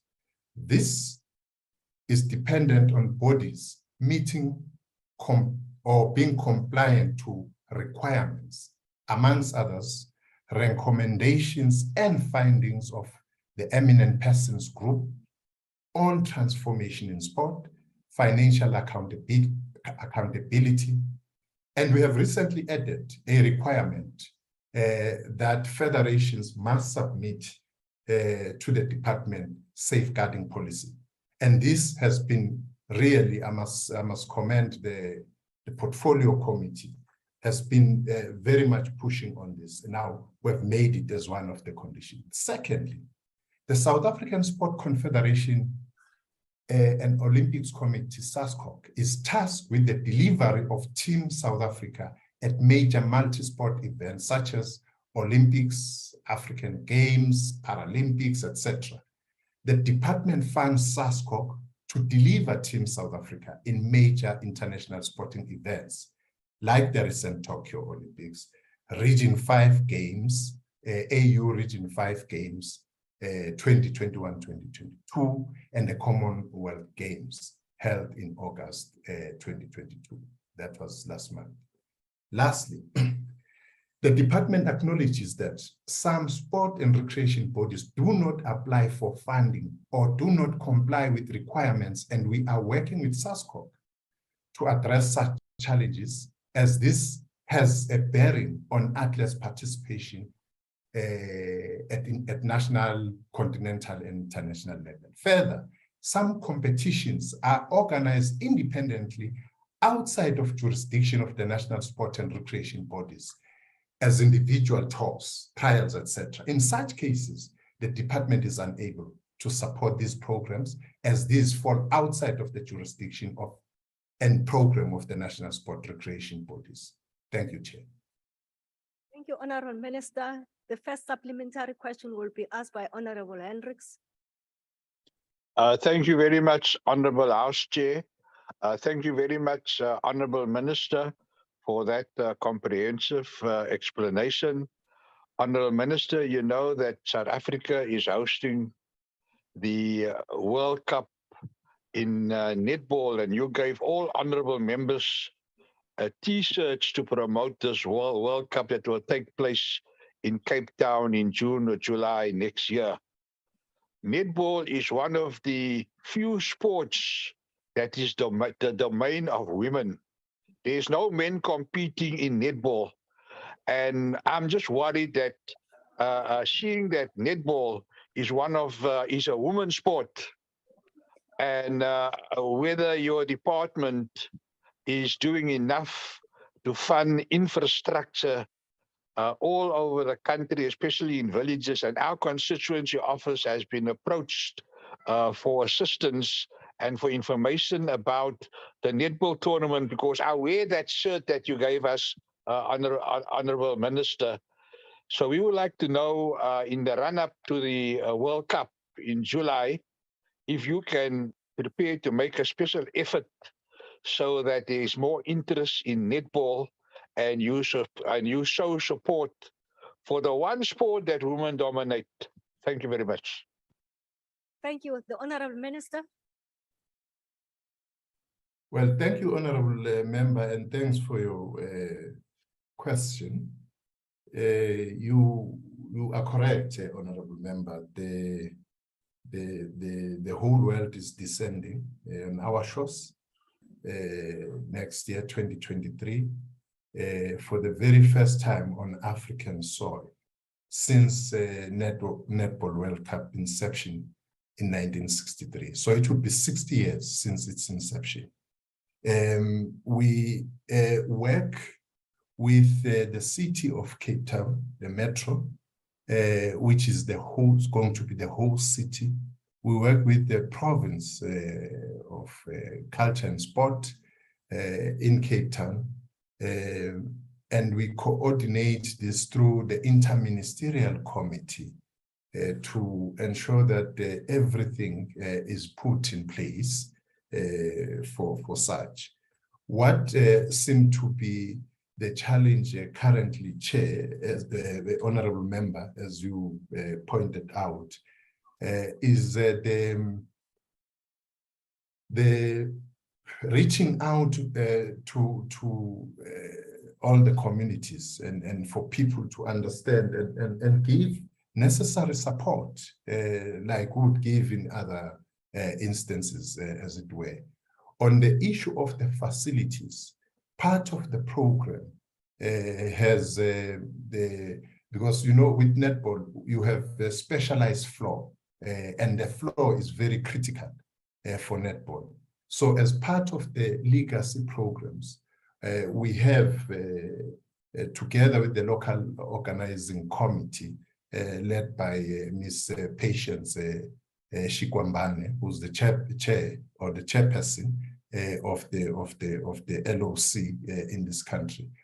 We are already have identified all the provinces to ensure that we give facilities of this nature and the courts themselves in some instances. So that work is happening, but as I said, that the work of getting everybody and galvanizing everybody behind the netball in South Africa is really needed. Thank you very much. Thank you. The second supplementary question will be asked by JP Mamabulo, Honorable Mamabulo. Ke a leboga modulasetulo tona go leboga le wena ya tša dipapadi le bogabo le setšo. Puchwaka e no ba fela gore na di-sporting codes tša rena tša go computer internationally, how are we going to be able to make sure next time we give them proper allocation of money? Because sometimes you find Bafana being given too much money, Cricket South Africa being given little money, Boxing SA and SASCOC and so forth. So going forward, Minister, how are we going to be able to make sure that we are able to balance the allocations? Thank you very much. The Honorable Minister. Well, honorable member, as much as we have, we would be able to, and we are actually giving to different, we have not so far had anything to do with funding of Bafana. But there has been with the recent win of Banyana. Now, how it goes is that we give allocation, the budget of the department, almost 80% thereof is transferred to the federations, the national federations, on specific instances like the international tournaments, like the Olympics, Paralympics, and so on, to the Confederation, which is SASCOC. But as a general working of the department, it gets transferred to provinces because this is where activities happen. This is where sporting activities need support, and will continue on that. To the raising thereof, it will depend on the kind of budget we have, because as I said, almost 80% of that goes to the transfers. Thank you very much, Honorable Member. Thank you, Minister. The third supplementary question will be asked by Honorable Mhlongo. Thank you, Chairperson. Chairperson. Can you mute Honorable Judith? Thank you very much, Chairperson. Since motorsport is not a priority in your department, Minister, especially Makasi, there's a gentleman named Upule Mutloung. He started motorsports at Soweto, moved the motorsports to Orange Farm.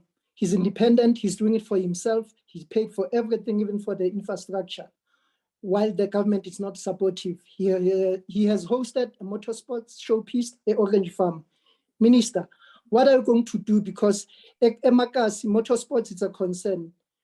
What measurement are you going to take to support different communities in the motorsports? Do you know any disadvantaged community practically that run their own sporting code without any support, financial support from the department? And what are you going to do to target and promote different sporting code that are not getting support from your department, especially in the rural areas. Thank you. The Honorable Minister. Well, thank you, Honorable Member, and thanks, Honorable Member Mhlongo, and thanks, Chair. Well, Honorable Member, you know the sporting codes, 18 of them, which you are doing oversight over as Parliament, which insofar as the budget structure of government are catered for. There are many sporting codes which are not part and parcel of the priority. Motorsport is not a priority of the department and of government currently. And as I say, that with the budget structure we have, we are not adequately funding the ones, football, rugby, all of them which you see in the townships. For instance, football is the most loved and supported sporting code in the country. So we'll see, because these things have to be linked to policies. So if policy doesn't cater for that, maybe it's a canvassing of the change of policy to take on board motorsport. That is something which will have to be engaged as we go forward. Thank you very much, Chair. The last supplementary question will be asked by Honorable Madlingos. Thank you, Chairperson. Mr. Minister, the reality is that rugby and cricket are well funded because South African corporate are racists. They are controlled by whites who are not interested in the development of sports that represent South African demographics. Government must just step in and make commitment, fund preparations and participation of all sporting codes. The problem is not disadvantaged communities, it is discrimination. Should we not make all corporates to contribute to a centralized pool of funds wherein an independent, partial, and transparent body can allocate the same way the IEC collects donations for promotion of democracy so that we can promote equality? Thank you, Chairperson. Thank you. The Honorable Minister. We would, thank you, Chair. Thanks, Honorable Madlingos. We really would want to make the point that we need support of the private sector to go beyond your traditional sporting codes, which are there. But as the name says, it's a private sector. All what we do is to engage them. Coming up with a law to force them, I'm not sure. I think that is something which private sector and private sector people are engaged in commercial interest. They have their own commercial interest. And they have supported those they want to support. What we are doing as government and as the department is to ensure that the kind of product we are producing ourselves. Have made an example to women's football situation, for instance, is that they become bankable products which will attract sponsorship. We solely need sponsorship in different sporting codes. Indeed, you are correct, Honorable Member. Some of the sporting codes from the private sector are, well funded and well supported, as it were, and people have, as we engage them, as I said earlier on, that we are working with different national federations, make our contribution in engaging different companies and so on to come on board to support sport generally, but specifically women in sport. Thank you very much, Chair. Thank you. That will brings us to question number 387 that has been asked by Honorable Munyai to the Honorable Minister of Health. Honorable the Minister. Thank you very much, Honorable House Chair and honorable members, and thanks to Honorable Munyai. In April 2022, the World Health Organization reported 10 cases of severe hepatitis amongst previously healthy children in the United Kingdom. It should be noted that hepatitis occurs relatively commonly in children, although the majority of cases are mild and the cause can be readily identified. The majority of cases are due to identifiable infections known as hepatitis A to hepatitis E, as well as other viruses, whilst a small number of cases are due to some of the medicines or toxins. The cases identified in the UK were unusually severe and no cause, or in medical terms, no etiology could be identified.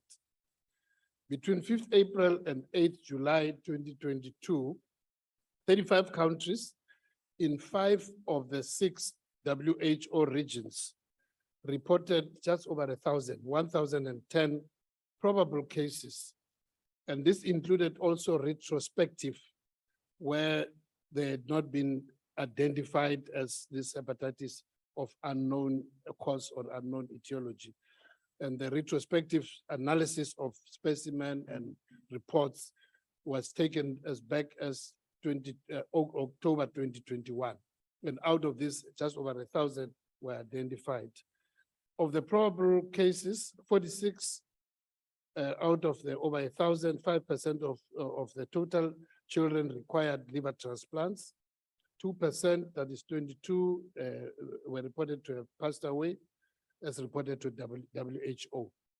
As of July 2022, no cases have been identified in our region, which is the Afro region, which constitute 47 member countries in the African region, because there are other countries in African region who belong to Mediterranean region in the north of the continent.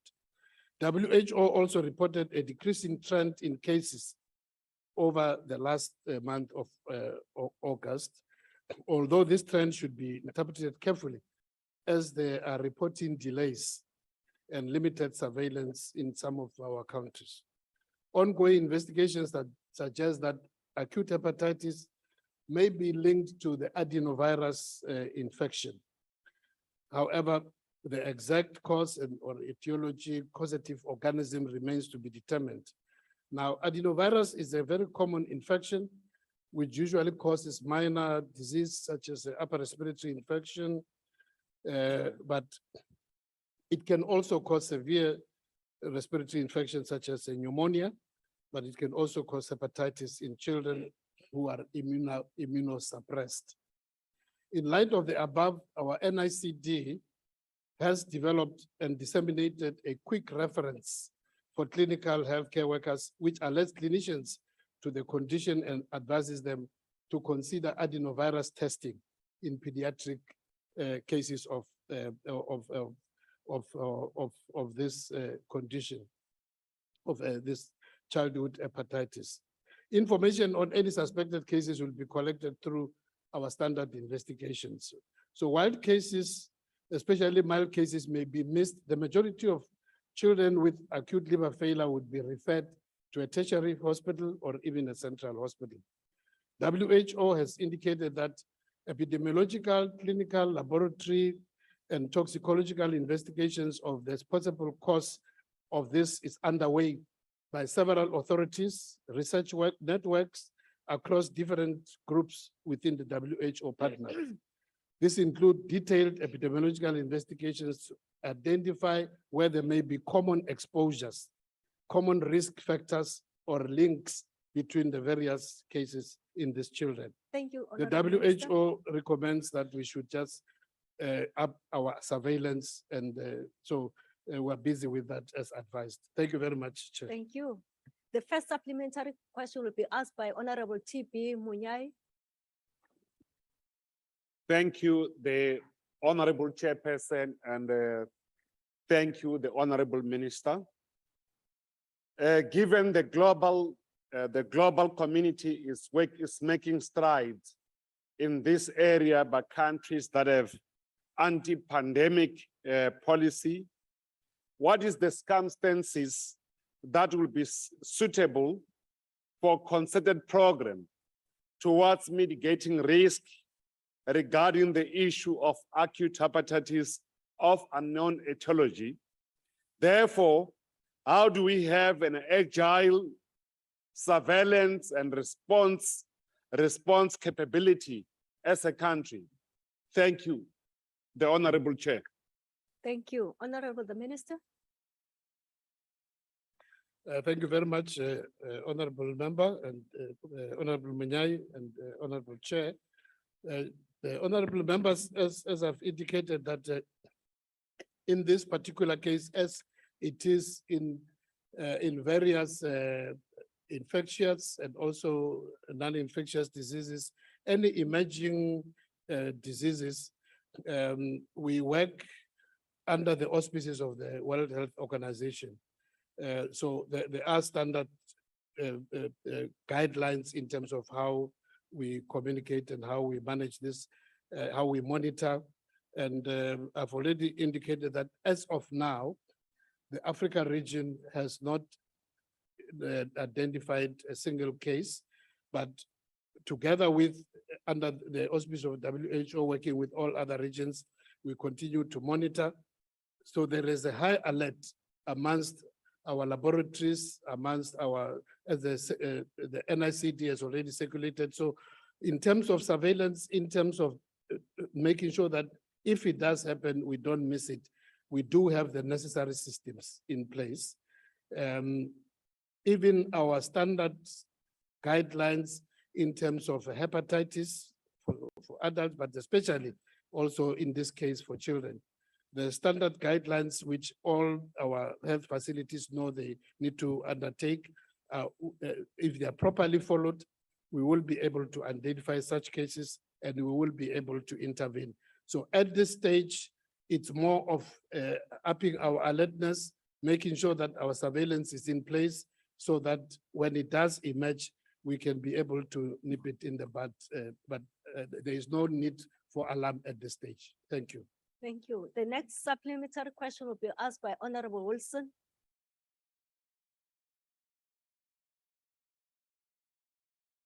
Honorable Wilson, are you forfeiting your? Chair, Oh, from the House. no, Okay. Chair, she is online, but she's saying that the host needs to unmute her as they've disabled unmuting. Okay. IT, can you assist on that? I'm sure she is now.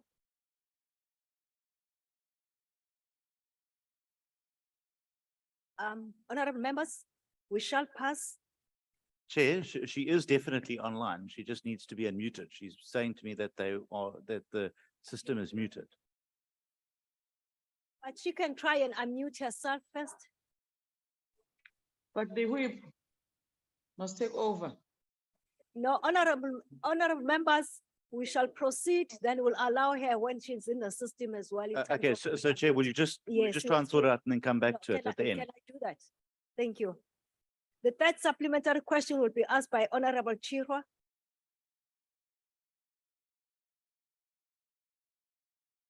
Thank you very much, Chairperson. Minister, symptoms also associated with acute hepatitis include fever, fatigue, loss of appetite, nausea, vomiting, abdominal pain, dark urine, pale stools, joint pain, and jaundice, amongst others, right? However, with this knowledge being known to the department as per your communique on the 5th of May by government, there hasn't been a mainstreaming of testing as per your response regarding surveillance to ensure possible early treatment, as the public sector is even incapable of facilitating the most basic of vaccinations currently, like BCG, which is no longer available for children in clinics. Another clinic that's an example is Standerton, and all the local clinics in Dipalising and Mpumalanga. Noting this threat at bay, as per your admission as well, because now the NICD is also involved. Noting the commonality of these symptoms that I just gave you, in children already as is, that are associated with the possibility of acute hepatitis in children. What has the department done that's geared towards strengthening response tools in local clinics that have healthcare worker shortages that affects distinct surveillance. I'm asking this because Precious today took her child to Mamelodi West Clinic and noted all these particular symptoms. They gave a grandpa. So I want to know which NICD surveillance tools you're referring to, because they are currently not the reality in the clinics you're speaking about. Thank you. Honorable the Minister. Well, thank you very much, Honorable Member. Well, as I've indicated in my response, and I can say also from my own practical experience, there are a host of infectious diseases which on face value presents the same. Fever, body aches, and as a number of symptoms which basically,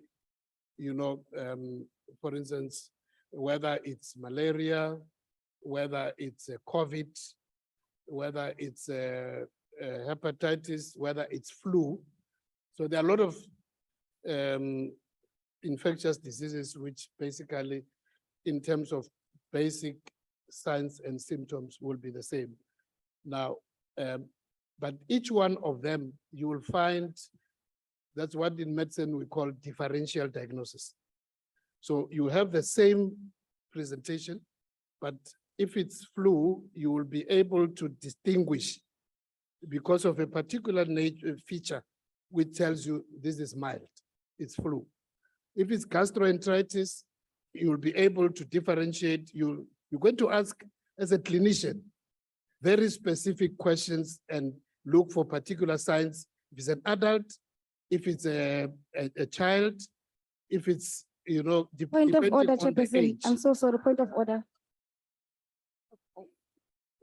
Honorable Minister, let's hear the point of order. What's the point of order? The Minister. Thank you very much, wants that- Chairperson. I'm sorry, but the Minister is digressing. Oh, no, We okay. are referring to this particular issue, and he made mention of the NICD releasing a high alert communique. Honorable, And I'm asking, how is this implemented? Because currently in our local clinics, people are being given grandpa when they have these symptoms.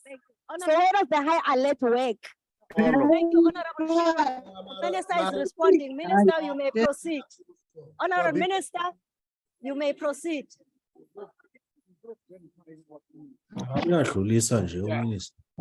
And maybe let me just say to the honorable member, we don't give grandpa to babies. There's no grandpa in We don't. clinic. In any clinic, there's no grandpa. We don't give grandpa to babies. Members, Anyway. order. Honorable Order, members, Chair. On- Order, Chair. Honorable Nyaya, point of order. May you sit down, Honorable Minister. Honorable Minister, just take your seat. Honorable please. Chair. Honorable Minister, there's a point of order. May you take your seat. Honorable Nyaya. Honorable Chair, when the speaker is on platform, when you have asked a question, you don't disrupt the speaker. May that please be reversed. Honorable members, order. The minister is responding. Whether we are not satisfied with the question, I think is another issue. For now, the minister will be allowed to continue with his response. You may proceed, Honorable Minister. But they must not just come with things. Honorable Chair, let me just round it up by saying, all that I'm trying to give is an understanding of the approach, that this is how a clinical manifestation presents. Now, the NICD is composed of people who are highly specialized in infectious diseases. So they pick up to alert clinicians in the circular which they send to say, please be aware that over and above the normal other presentations, there is this particular new disease which is somewhere around, even though it's not been as yet picked up in our region, but it has been picked up in 5 other regions. This is the distinct manner in which this one presents. So please be on the alert. And when you find this, make sure that you check this and that and make further tests, including testing for the adenovirus. So that's basically what I'm trying to explain to the honorable member. That's how the system works. Thank you very much. Thank you, Honorable Minister. Understand that, Minister. Honorable Member Wilson, are you ready to ask your question or you'll ask with a follow-up question? That's the second supplementary question. Yes, thank you very much, Chairperson. Minister, in light of the current primary healthcare crisis in the country where there is chronic under-resourcing, staff shortages and the like. How are we ensuring that we are capacitating particularly primary healthcare facilities which are at the forefront and at the core face of responding to a crisis like this in order to make sure that we've got our finger on the pulse? Thank you. The Honorable Minister. No, thank you very much, Honorable Kwahube. No, thank you very much for the follow-up. We've never denied the fact that our health services are under a lot of pressure, including right across the spectrum, right up to the primary healthcare levels. But we must also say that there's continuous efforts to beef up that capacity in terms of more training, and as already mentioned here, also support in terms of additional information. Also try by all means to beef up the staffing.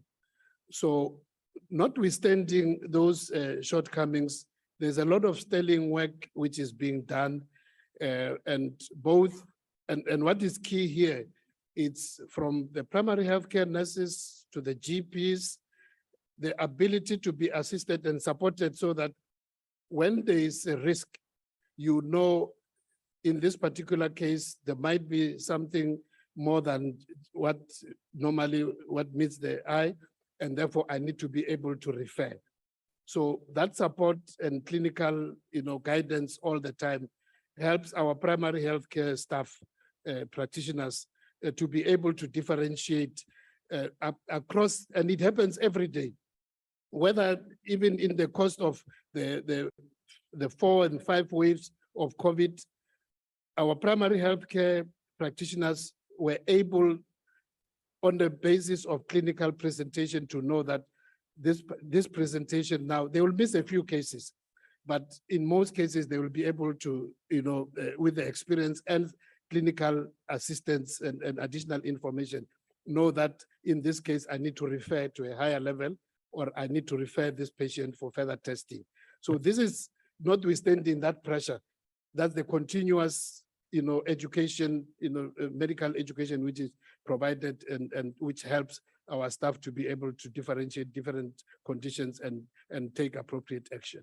Thank you. Thank you, Honorable Minister. The last supplementary question will be asked by Honorable MD Sengwa.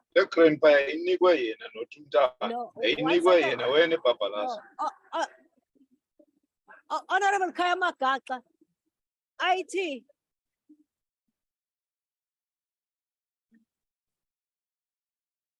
Thank you, Honorable You may proceed, Chairperson, Honorable Member. Honorable Minister.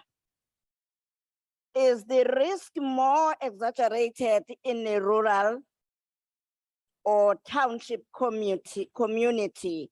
What are the department's plan to take these measures mentioned, particularly to the rural communities? Thank you. Thank you. The Honorable Minister. Thank you very much, Honorable Sengwa. I must hasten to say, honorable members,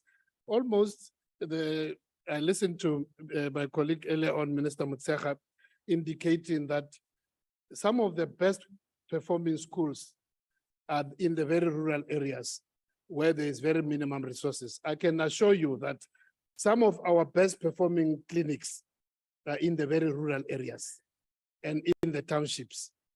All that it takes, it's just to make sure that our frontline staff are supported, they are given the necessary relevant resources, and at every given time, given also additional information whenever there are risks like this.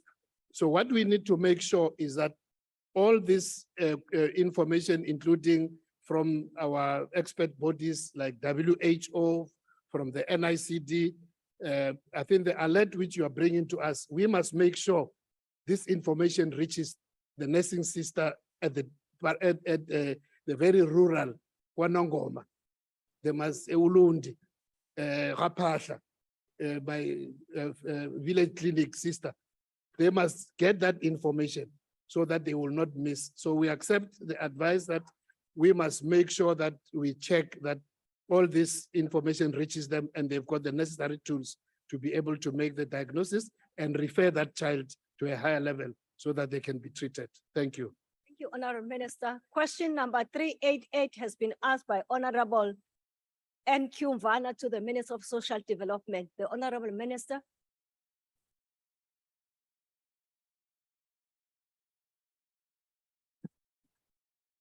Thank you very much, Chairperson.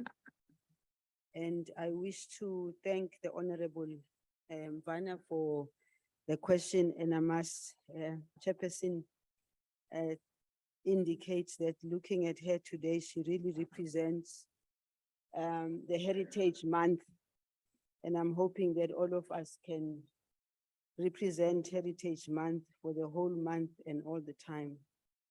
Let me, Chairperson, start with indicating that as DSD portfolio, we are actively implementing the National Strategic Plan on Gender-Based Violence and Femicide, working with NGOs, government departments, and in all three spheres of government. And other relevant stakeholders, especially in implementing Pillar 4 of the National Strategic Plan, which deals with response, care, support, and healing. And I'm always adding, Chairperson, that it's not only just that, but also the empowerment of women, because the empowerment of women must be at the center of supporting them. And also in terms of healing, which encompasses sheltering, but of course we are contributing to other pillars as well. And the reason why we started from that point, Chairperson, is because we want an appreciation of the fact that gender-based violence is not something that can only be responded to by government, but it is something that we all have to contribute towards. And in prevention and rebuilding of social cohesion, integrated campaigns implemented at all institutions of higher learning are quite important for us. And that is Pillar 2, which is prevention and rebuilding of social cohesion. Pillar 3, which is justice, safety, and protection. We have developed and presented to Cabinet the Victim Support Bill. Pillar 4, response, care, and support and healing. A number of services by DSD in line with the mandate of providing psychosocial services, such as sheltering, gender-based violence command center, National Emergency Response Team. We also refer to Pillar 5, which I think is also very important, that is economic empowerment. We have, and in the process of establishing partnership with CETAs for the support of victims in shelters. And Pillar 6 is with regard to research and information management. It will be recalled that Cabinet adopted an overall government program for the entire month of August. And as it is also said, it's not only just the month of August, we also think that we should be able to deal with this issue 365 days of the year. In the current financial year, the department has taken a number of steps to address the scourge, embarked on community dialogues, deployed additional social workers in 100 gender-based violence and femicide youth ambassadors and volunteers to intensify the integrated outreach program. We've also established partnership with NPOs. And again, at this point is a time when I need to thank the NPOs in particular, who wake up every day and deal with these issues. By the way, in my view, it's not only the NPOs, it's also the members who are in this house. I'm aware of the work that is done by these members throughout the different political parties, because again, gender-based violence has got no political affiliation. It affects everybody. We established partnership with NPOs to provide a basket of services to victims of GBV, the Tutuzela care centers. We're providing financial support to NPOs and shelters. And here, Chairperson, I do want to indicate, as I always do, that we spend 82.2 billion per year in supporting NPOs. And therefore, I believe that that amount of money which is given to NPOs, we must see the value for that money. And those NPOs we are supporting must be an extension of the services that we give as a department. Finally, Chairperson, we also have upscaled the social behavioral change programs, because if we are not able to change behavior, not only of ourselves in the house, but in our homes, on our streets, in our communities, we'll never be able to deal with gender-based violence. We have everyday heroes, Kimoja, men as positive role models, Chomi, YOLO, which is you only live once, and trauma-informed interventions amongst others. In an effort to enhance services to assist victims of GBVF, Thank DST you, has Honorable secured. Minister. Thank you, Chair. Thank you so much. The first supplementary question will be asked by Honorable Van. Thank you, Chairperson. Let me first thank the minister for appreciating my traditional attire. Yeah, I will be like this throughout the month of heritage.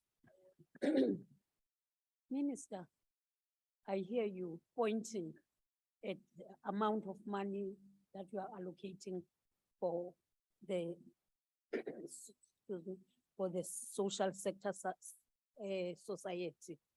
But what I would like to know, how is the department gonna secure enough funding for social partners, the ones that you have identified and also tell us about from the private sector?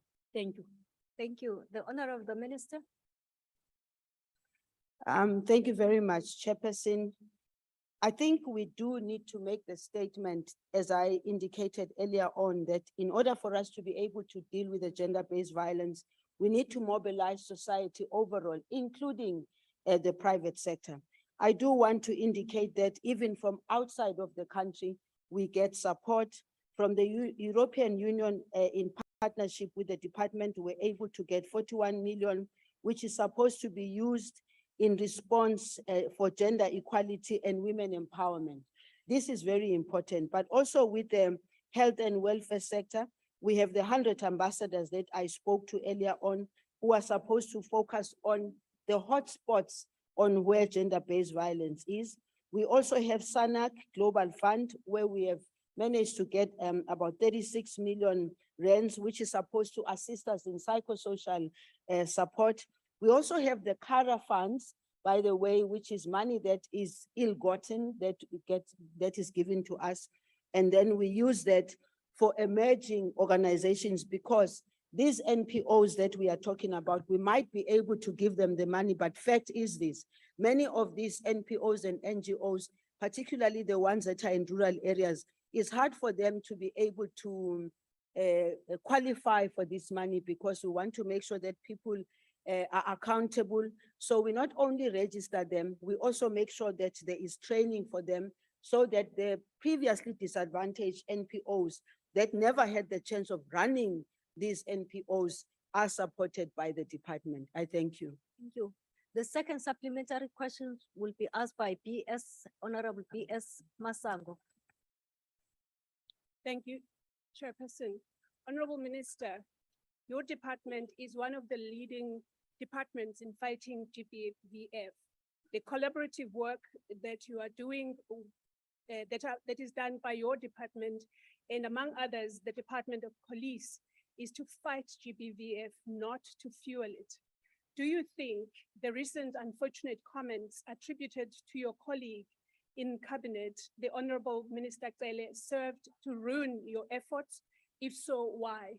Thanks, Minister. Honorable the Minister. Thank you very much, Chairperson, and thank you, Honorable Masango, for that question. Firstly, I think the minister himself has been able to respond to this question. And I can tell you the work that we do, not only with the Minister of Police, but the Women and Men in Blue, is a contribution towards ending gender-based violence. And I do want to say that we need to be able to be positive towards them, because if we consistently become negative and nitpick on what we want to use for political purposes, it might not serve the interests of the South African people. And I know, as a matter of fact, that the minister is almost always the first one to arrive at places where there's been a gender-based violence and disaster. He is the first one to also communicate even to me when he gets to the places to say, here is a situation in this place.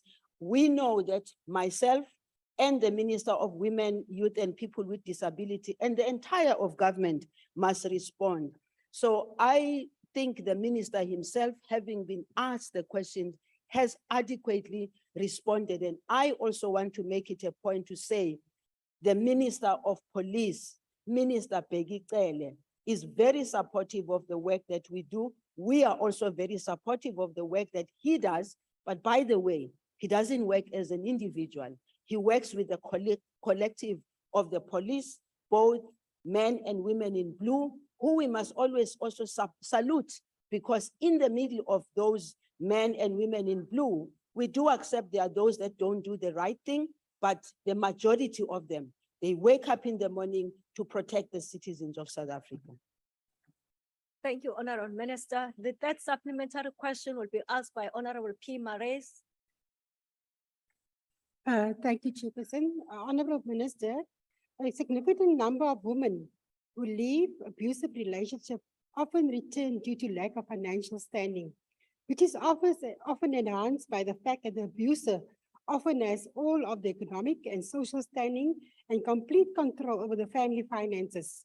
Which program, if any, has the minister put in place to incorporate women who stayed in shelters for a prolonged period to sustain themselves financially in order to avoid going back to the same abusive situation? Thank you, Chair. Thank you. The Honorable Minister. Thank you very much, Chairperson, and thank you, member, for that question. Firstly, I believe that as South Africa overall, the fact that we have so many shelters really should be a shame on us, because that money that we keep spending on shelters is part of the money that we should be spending on empowering these women. However, the reality of the situation is exactly what the honorable member is indicating, that many of these women run away from abusive environments, and therefore, as government and as a people, we are forced to have these shelters, have the shelters very close to where the women live, but also create a conducive environment for those women in those shelters. As a Department of Social Development, we encourage training within those shelters. We encourage support for the families. And we have, in some instances, we even extend the time that these people who are running away from abuse have to stay in the shelters. So in short, my point of view is we need to work towards reducing shelters and work towards ensuring that women are safe in their homes. But safety in their homes starts with the programs that we have as a department that is related to families. What do we do as a Department of Social Development to support families so that families, women in their families, are protected? This is one of the programs that I've thought very important for the department, is to make sure that we have house to house, street to street, community to community support. Hence the need for us to make sure that we have as many social workers as we possibly can. And I know that the issue of social workers is a thorny issue at the moment in terms of how many can be absorbed by government and how many can be absorbed also by the private sector. But I fully agree with you. We need to upscale the programs that we have so that we can cover as many women and children as possible. But finally, we need to stop this violence against women and children. Then we won't have to be building all the shelters. We'll be building institutions of training for women. I thank you. Thank you, Honorable Minister. The last supplementary question will be asked by Honorable Heron. Thank you, House Chair, and thank you, Minister. The Minister's largely covered my supplementary question with her detailed reply with regards to the National Strategic Plan. I guess the only outstanding question then is, in terms of Pillar 4 and the department's responsibilities in the strategic plan, are there any outputs that have not yet been implemented by the Minister's department? Thank you. Thank you. The Honorable Minister. Thank you, Chairperson, and thank you, Honorable Member, for that question. I think it's unfortunate that it has to be in the long term. And the outputs we can only talk about outputs and impact when we see the difference and the impact in our communities.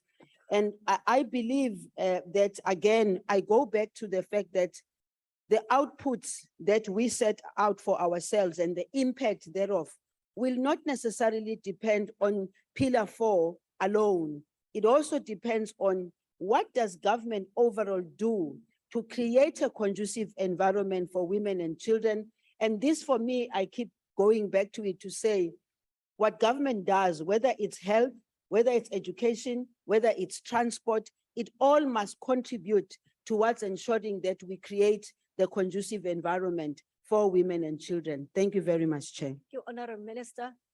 Question number 436 has been asked by Honorable Abrahams to the Minister of Social Development. The Honorable Minister.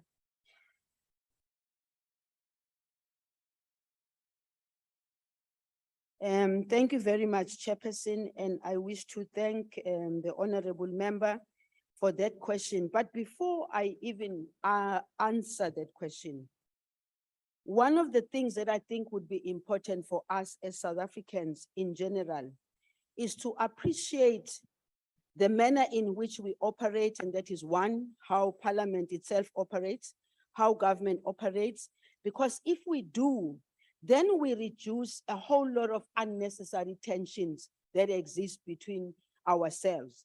And therefore, this question, for instance, I will be answering it, and I thank the member for asking the question all the same. But to indicate to the member that the unfortunate part was that we never got the report ourselves, which, by the way, I must say to the member, I raised the issue with our department to say some reports might come to us directly because the person who's drafted the report makes it available to us. But we also need, as a department, to be proactive, because some reports you'll find them along the way when there's either a media query or something. This particular one did not come to our office until the time that we received the parliamentary question on the 31st of August. My office therefore made inquiries and obtained a copy of the report, which was received from Parliament on the 2nd of September.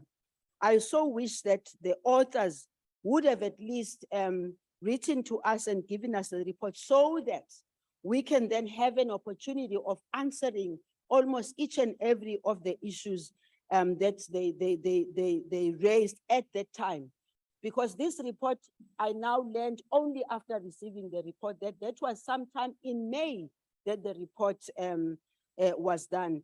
And so I appreciate the contents and the findings emanating from the investigation, as it highlights pertinent issues which impact on the implementation of the Social Service Professions Act 1978, as amended, the Children's Act and sector funding policy. This report will have to be processed by the department, and we will have to respond to it. I have a preliminary response to almost all the areas which they raised, but I would rather we give them a fully fledged report that gives all the answers in accordance to the questions that they're raising here. And finally, Chair, I do want to indicate that while the report represents what the researchers found out there, in as far as I'm concerned, I want to make the statement that one, the majority of our social workers and the people who are out there, including the department, they do the best that they can. And if there are witnesses somewhere along the line, let us be informed so that we can be able to respond adequately. Thank you, Chair. Thank you, Honorable Minister.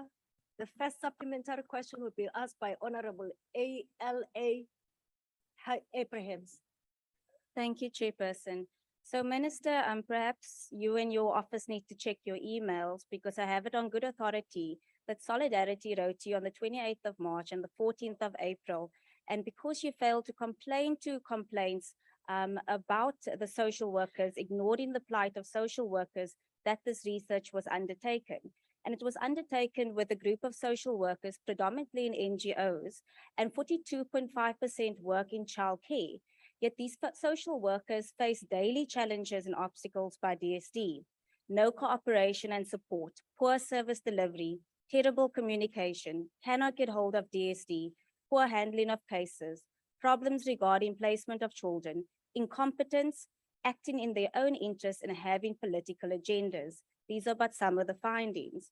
Now, Minister, you've literally just answered in another question that NGOs are important in the fight against everything in social welfare, and that DSD is heavily reliant on them to fulfill its mandate.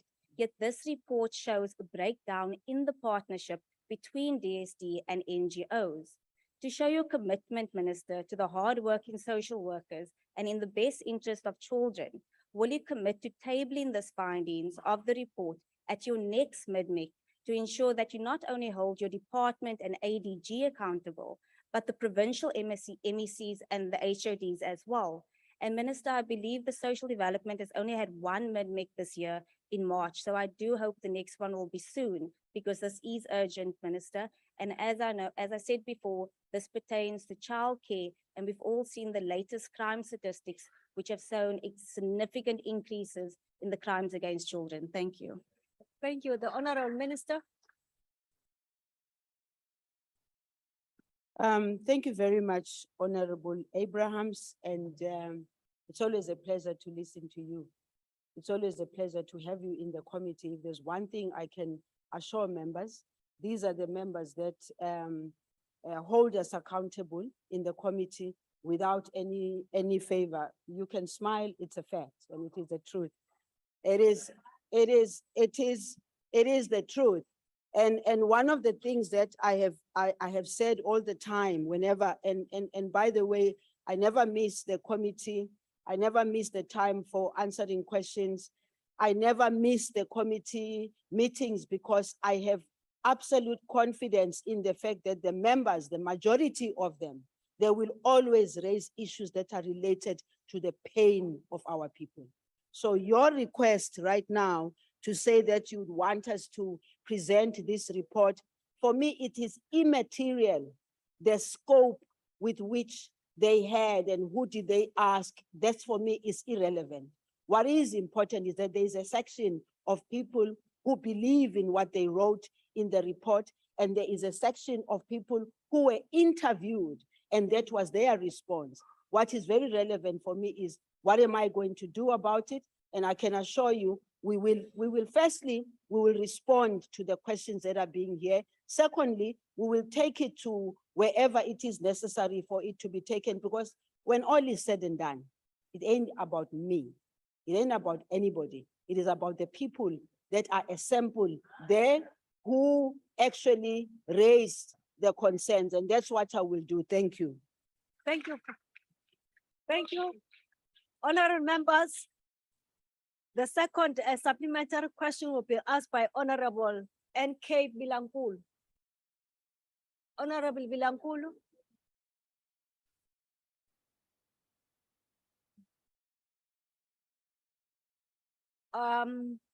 We shall pass, and for now, while the party whip will check on her, the third supplementary question will be asked by Honorable L.H. Aris.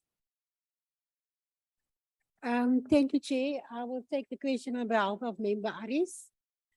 Minister, noting the shockingly high number of orphans in our country, which measures have been put in place to absorb the equally high number of unemployed social workers, so as to deal with the shortcomings experienced by children in accessing foster care service, such as a foster social care grant? Thank you. Excuse me, Chair, I can't hear the member because there's an echo in the house. Okay. And I remember, if you kindly just sit down, so probably a little bit tall for the mic. It is the ANC people that's making a noise, Chair. Excuse me? It is the ANC people making a noise behind the minister. Honorable member, can you just come closer to the mic? That will assist. Thank you. Thank you. Thank you, Chairperson. No, we are very disciplined. No, honorable members, order, honorable members, allow the member to ask a question. Honorable Minister, you listen. If you don't hear, you'll respond either way. Thank you, Chairperson. Thank you, Minister. I really appreciate the minister's effort that she's doing because I'm in a committee and I'm working with her, and it's always a pleasure working with her.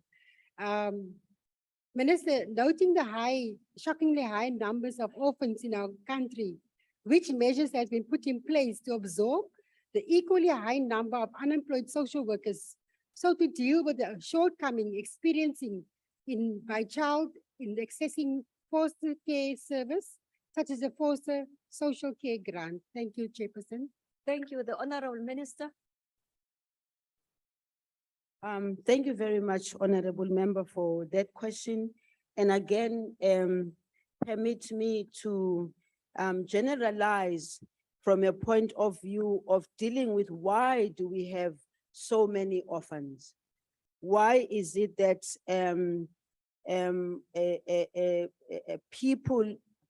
children who are supposed to be in homes, children who are supposed to be in an environment that is conducive for them, it's not the case.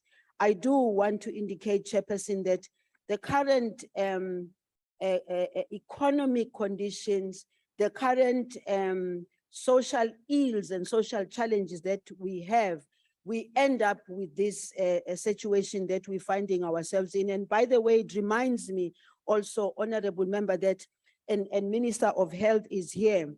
One of the issues that sometimes I think we're beginning to lose sight of is the HIV and AIDS and the impact of it and the loss of parents thereof. And I think we need to bring that back because it will help us again to make sure that whatever programs we have in place are responsive to that challenge. So that's the first approach for me as a Minister of Social Development. What are the preventative measures that we can have in place to have less orphans? But sometimes parents die of accidents and die of a whole range of things. And therefore, as a Department of Social Development, the placement of these orphans, firstly within the communities, is of utmost importance because when you place them within the communities, and I like what the Northwest actually is doing a lot because you find that they've got, some of the orphans are placed within homes within the community. So when the children have to go to school or have to go and play,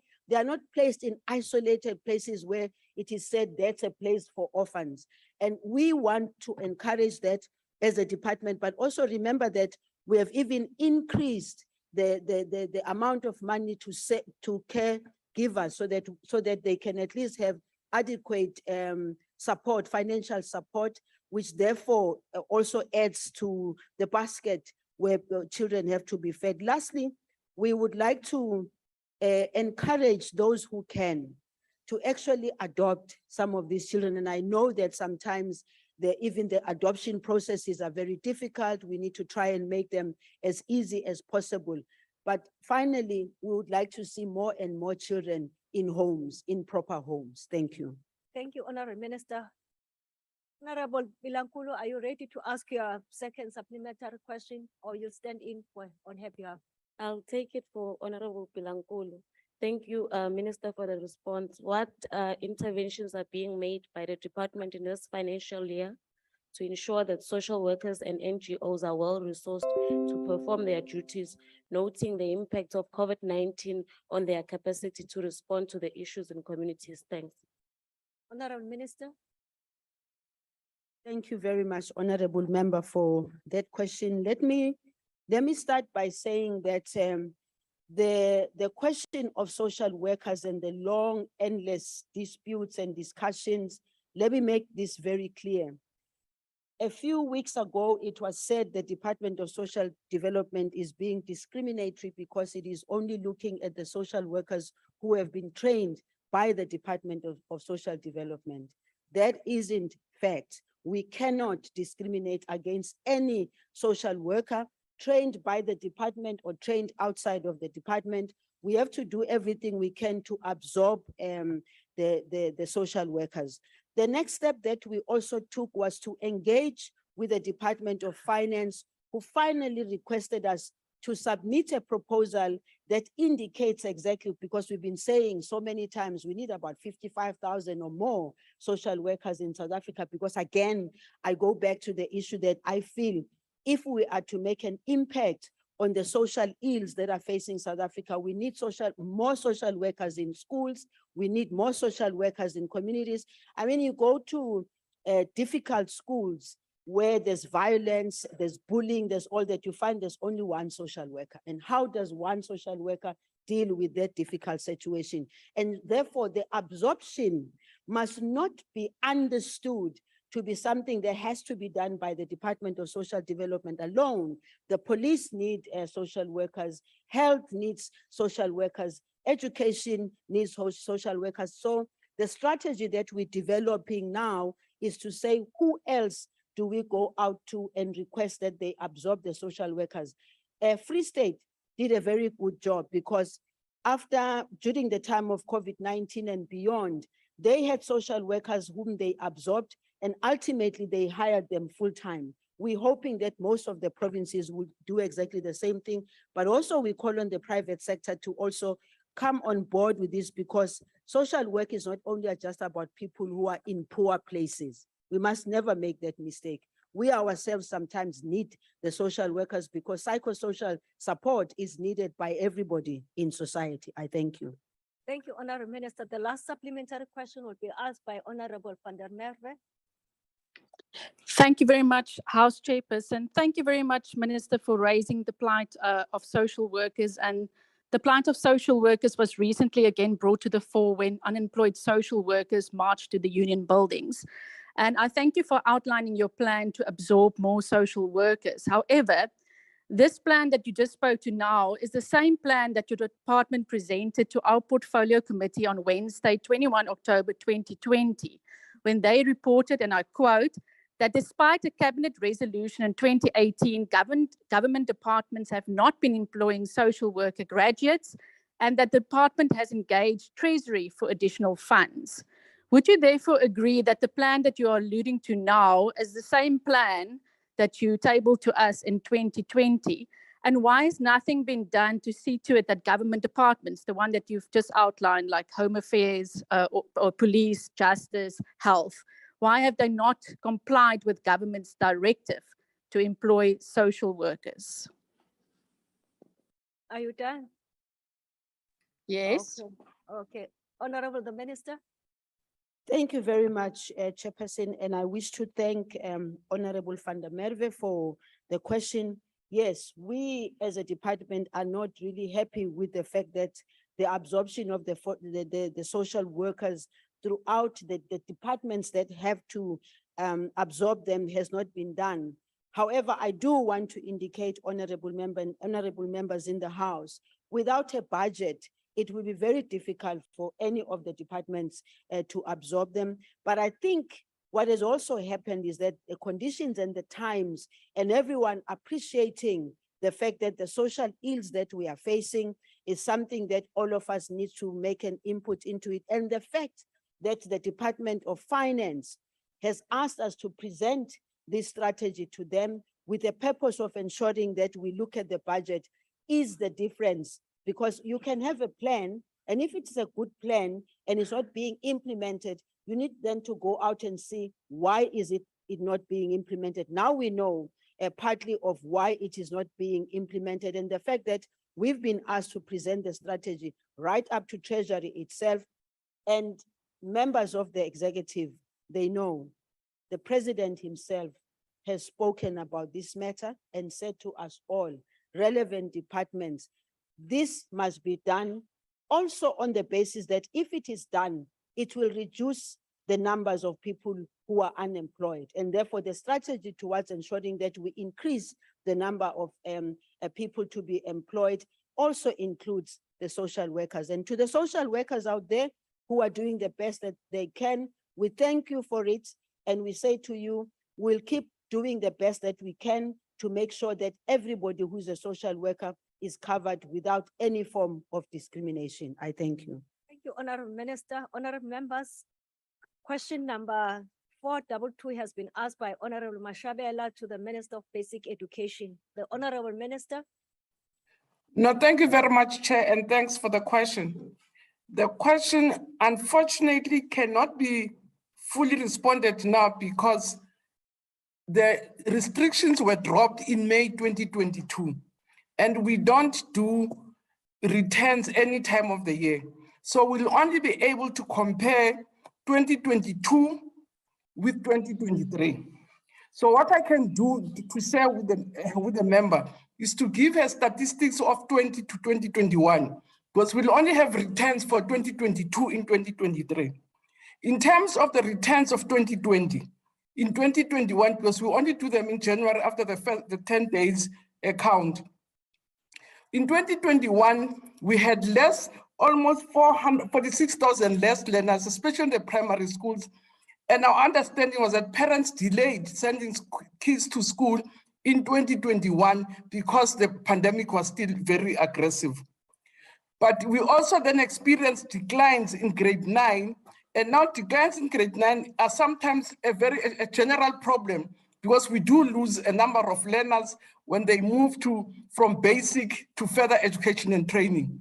So in all, if you compare what we have in 2020 and 2021, it's clear that the pandemic didn't have a major impact in learner dropout because those learners that delayed coming to school in 2021 were sent in 2022, and which means some of them are a year later, but they were sent back to school in 2022. But we don't have statistics for 2022, 2023 at this stage, Chair. Thank you very much. Thank you, Honorable Minister. The second supplementary question will be asked by Honorable Panzay. Originally, it was written Honorable Siwela, and now it's written Honorable Panzay. Thank you. Minister, the education system in South Africa was failing learners long before COVID pandemic hit.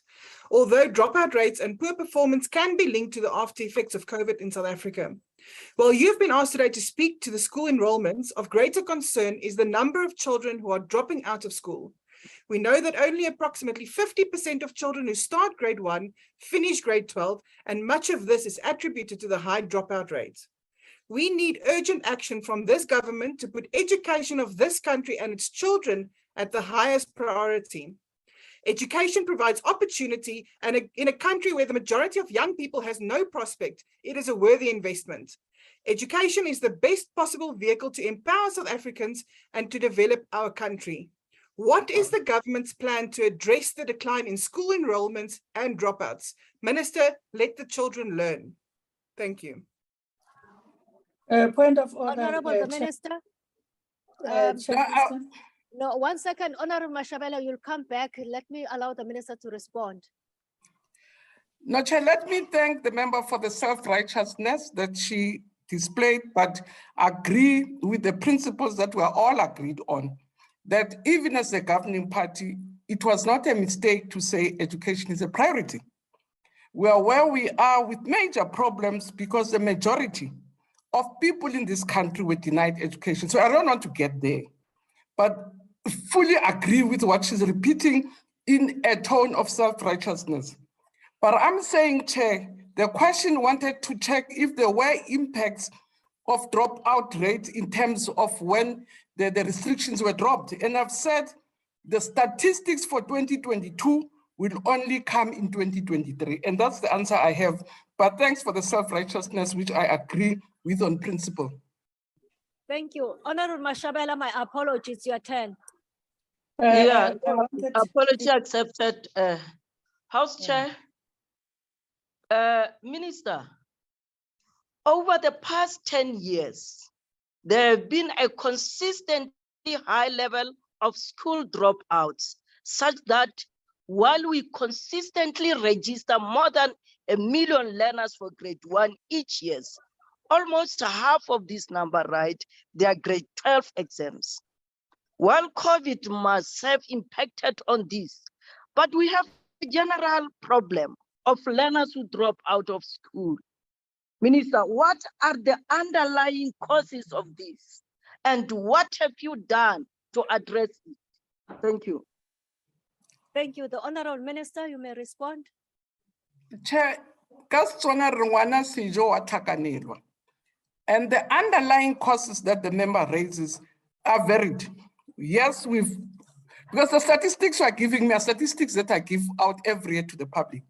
But some of the underlying causes, which members I think are very aware of, it will be parental and societal pressures, because you do see trends differ in different communities.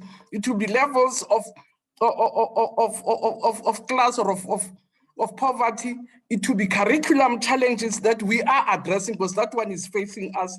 But it will also be issues of teenage pregnancy, which are not in our control, as societal issues, questions of youth criminality, against societal issues. So rather than to say, Minister, what are you doing? It's a question of what are we doing as a nation to protect our children, because some of the factors that affect them in schooling, especially when they become teenagers and bigger from grade 9 to 10, are societal issues. And that's where we have to hold hands together, because as I say, teenage pregnancy is not an educational issue. Youth criminality is not an educational issue.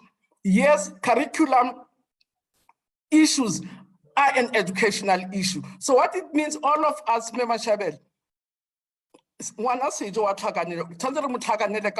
and not as education alone, as if it's only education which has the responsibility for the development and the growth of our children. Thank you, Chair. Honorable. Thank you, Honorable Minister. Honorable Suwela. Thank you, House Chairperson. Minister, a family plays an important role in supporting and raising children, while other children can be in a non-supportive family environment. How does the department work with the parents or guardians of learners who are identified to have not enrolled or those reported to have dropped out? Thank you. Thank you. Honorable Minister. Chair, basic education is compulsory up to grade 10. So from the FET is not compulsory by law. But what schools do out of their own volition or out of their own sense of responsibility, visit homes, try and trace out why learners are not there. But that's the stage where it's really a major community issue. So in grades which are from grade 1 to grade 9, schools have a responsibility to follow up, work with social development, work with all different agencies to make sure that indeed kids are enrolled. But if sometimes, as I say, it's teenage pregnancy and families are holding them back, all we can do is to have a policy which allows them to return. If it's youth criminality, what we do, we take schools and lessons to prison. But basically, I'll see you tomorrow.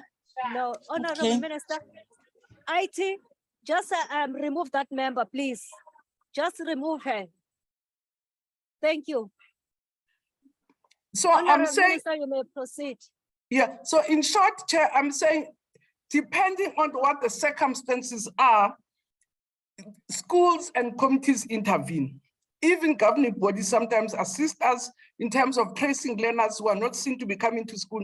So most of the time, if you go to schools, schools will tell you which children have dropped out, what they have done, and what have been the difficulties. So we don't fold our hands and say they're gone, they're gone. We do whatever is possible to bring them back to school, especially in the basic education, which is compulsory up to grade 10. And that's where we have the legal obligation to do something about it. Thank you, Chair. Honorable. Thank you. The last question will be asked by Honorable Ngobo. Thank you, Honorable Chairperson. I will take the question for Honorable Ngobo. Honorable Minister, are there any mechanisms or measures that have been put in place by your department to address and engage learners post-COVID to ensure that their extended absenteeism from school due to the pandemic has not affected their ability to learn in a classroom? And if that is not the case, what is the position of the department? And if you have done that, what have these measures been and how effective are they? Thank you. Honorable the Minister.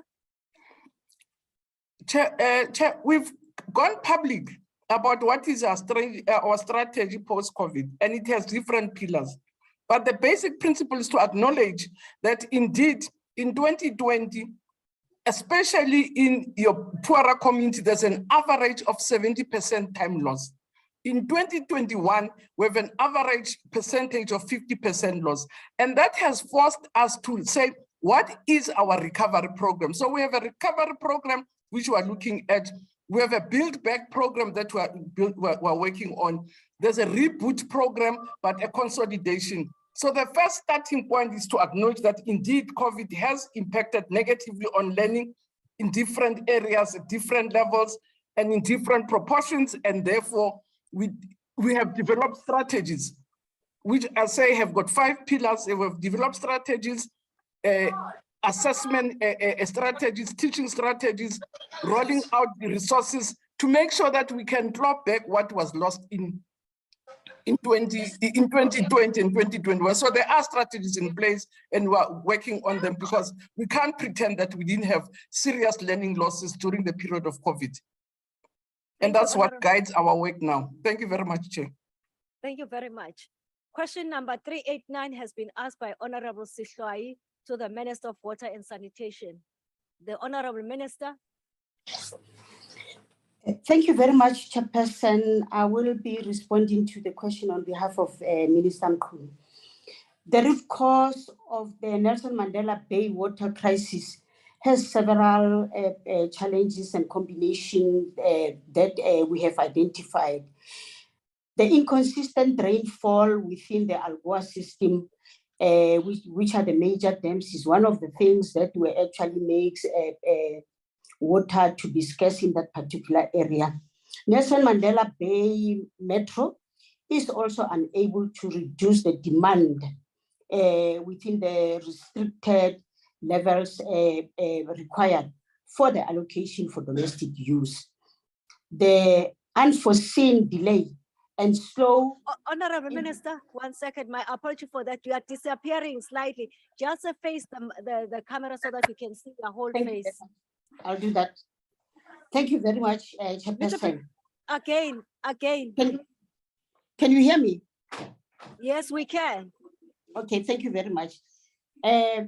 Honorable members, Honorable Minister, we want to see your whole face, not half of it. If we can just sort out that part.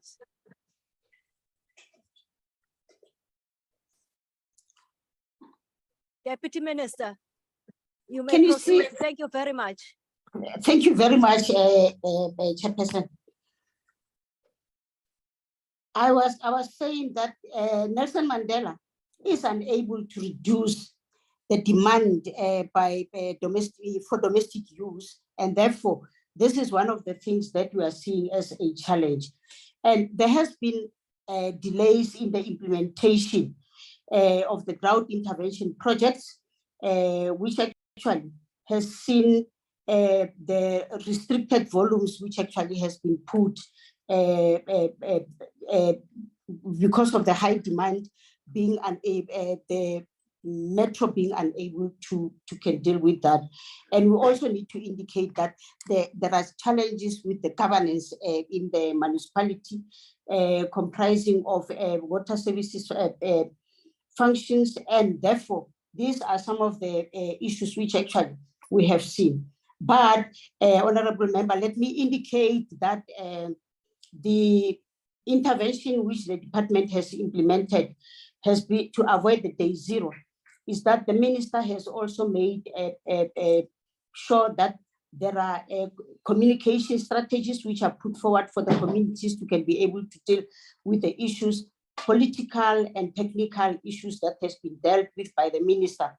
We have also implemented the Section 63 of the Water Act of 1997, so that the council can be able to deal with the issues, including the support to the Metro, so that as we are dealing with this, we're also involving the Amatola Water Board to can be able to assist in this.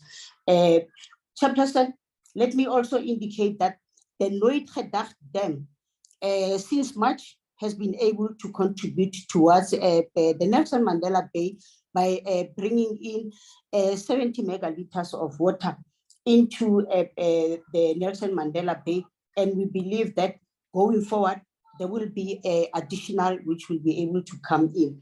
We're also making sure that we are providing groundwater to augment what we're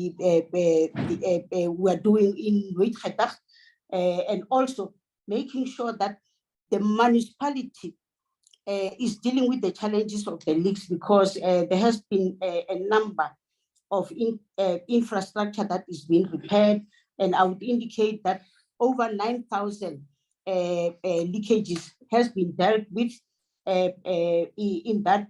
And I can also indicate that only last week, 88 of the households have also received assistance with respect to the leakages and repair of the infrastructure, so that we can be able to sustain and maintain water in that particular area. Chairperson, let me indicate that we are working very close with the municipality in terms of making sure that the engineers are there. We're working very close also with National Treasury to make sure that the underspending which has been there, we augment working with Treasury so that they can be able to spend properly. And then in the end, we believe that we can be able to reduce the underspending that is there. And finally, Chairperson, I need to indicate that with the challenges that has been there, working with other organizations, we have been able to bring in tankers for emergency delivery of water in Nelson Mandela Bay. And we believe that from time to time, we definitely will be able to look into what are the issues, where can we make intervention. I thank you, Chairperson. Thank you, Honorable the Deputy Minister. Honorable members, the time of questions have expired. However, we'll take the first supplementary question and will request members to do the other questions in writing for the minister to respond to. Honorable Sushlaya, you'll ask the Honorable Kwahube. Chairperson, this has been a topic of discussion many times in the House, that when a question has been put, that we follow through with the question. So there are 4 follow-up questions, but you've indicated that there will only be 1 follow-up question.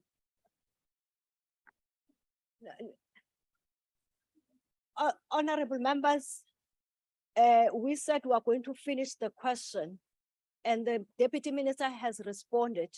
Now I'm calling for the first supplementary question. I'm still in line.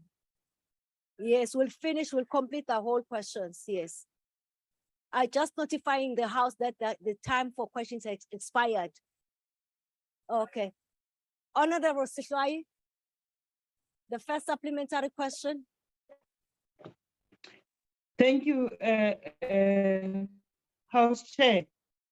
A follow-up question on the question that have been raised and well answered by the DM. Climate change is a reality in our society, and it's a global phenomenon that has been demonstrated by the long droughts and exacerbated water scarcity, which has a negative impact on the availability of fresh water in our towns. Having made the interventions that the DM has raised in Nelson Mandela, what lessons that are sustainable that has the department drawn from such experience to ensure that water security through a water mix is established? Thank you, House Chair. Thank you, Honorable Member. The Honorable Deputy Minister.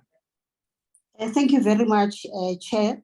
Let me indicate that as the Department of Water and Sanitation, climate change is here with us, but we need to indicate that working very close in Nelson Mandela, part of the things that we have realized is the fact that working together, particularly with the communities, but also looking into other new issues that we can be able to infuse, like desalination, making sure that we have boreholes, but also of importance is working with, when we work with the communities, dealing with the challenges of loss of water, because there has been 45% almost in Nelson Mandela where water is being lost. And now that we are fixing the leaks, we definitely believe that those water will be augmented. But education, education, and education is a very important thing that we must make our communities understand that there is demand and supply. And therefore, the more they demand water, the more we should be able to say, how do we now, as a people, make sure that we don't become wasteful? And as we educate our people about preservation and conservation of water, we must also make sure that we work and make our water resources, in particular, our rivers, we clean our rivers. We go around our springs, our wells, and everywhere. We make sure that we're able to deal with these things so that we can be able to contribute towards offsetting the challenges that we're seeing of climate change.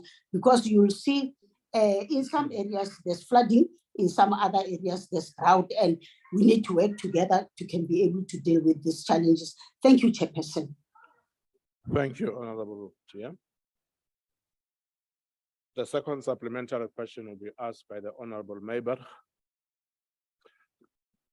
Thank you, Chair.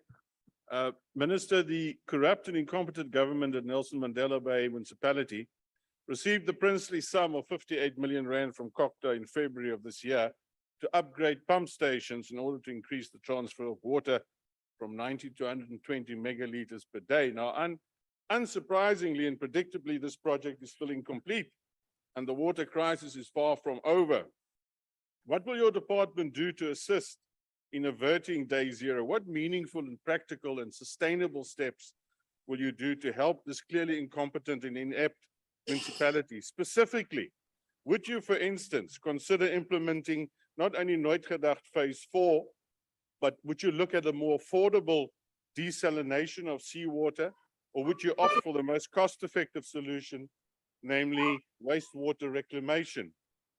Please tell us, Deputy Minister, which of these options would you employ to provide much needed help to the patently inept management at that municipality? Thank you. Thank you, Honorable Member. The Honorable Deputy Minister. Thank you very much, Honorable Member. I have already indicated that we're looking at every aspect where we can be able to say we deal with the challenges of water, including dealing with the challenges of grey water that we are able to reuse, but also I've indicated that there is desalination and every other idea that and implementation that we can be able to put into use. Honorable Member, we are definitely dealing with it. I think, Honorable Member, the Minister of Water and Sanitation, plus the Minister of National Treasure are looking into several things. And amongst other things that we're looking into is to make sure that we implement and monitor everything. Let me indicate that, Honorable Member, for sure, you should be aware of the fact that we have already implemented Section 63 of the National Water Act of 1997, so that we can be able to make intervention where there is necessary. But critical is we need to make sure, ensure that the public fund is not used in a manner that is not befitting. And that is why we're working with the National Treasury, and that is why we're working with the Minister of COCTA to make sure that in the end, we can be able to bring proper governance in all the municipalities that are having challenges. I thank you, Chairperson. Thank you, Honorable Deputy Minister. The third supplementary question will be asked by the Honorable Heron. Thank you, House Chair, and thank you, Deputy Minister. I think Deputy Minister has broadly addressed the climate events like flooding and droughts that our country experiences, and the Eastern Cape and the Nelson Mandela Bay is the most recent one that has prominence. But if the Deputy Minister could address the remaining, or one of the last remaining damming opportunities that has been talked about and considered for the last 60 years, but not yet implemented, despite it being announced twice as an important water project, the Imzimvubu Dam project in the Eastern Cape. Where is that project, Minister, and when will we start to see some real progress being made with regards to that damming project? Thank you. Thank you, Honorable Member. The Honorable Deputy Minister. Thank you, Chairperson. This is work in progress. I need to indicate that already there is work that has started, and probably we should be able to come and report to Parliament how far we have progressed. But one of the things that has started is to make sure that there are access roads that are able to deal, to go into where the dam will be situated. And I need to also indicate to Honorable Member that the Minister, together with the Premier of Eastern Cape, are hard at work to make sure that in the end, we should be able to see progress. But I can indicate that there is work which is going on. We have started with the access roads, which actually can be able to contribute towards the Umzimvubu Dam, as we are intending to can be able to make construction of that dam. But we need to indicate that this is one of the things that actually is highly challenging, particularly for the people of the Eastern Cape, and in particular government of the Eastern Cape, but also the government of the Republic of South Africa. But there is work that is going on. Thank you very much. Thank you, Honorable Gia. The last supplementary question will be asked by the Honorable G. Hendricks.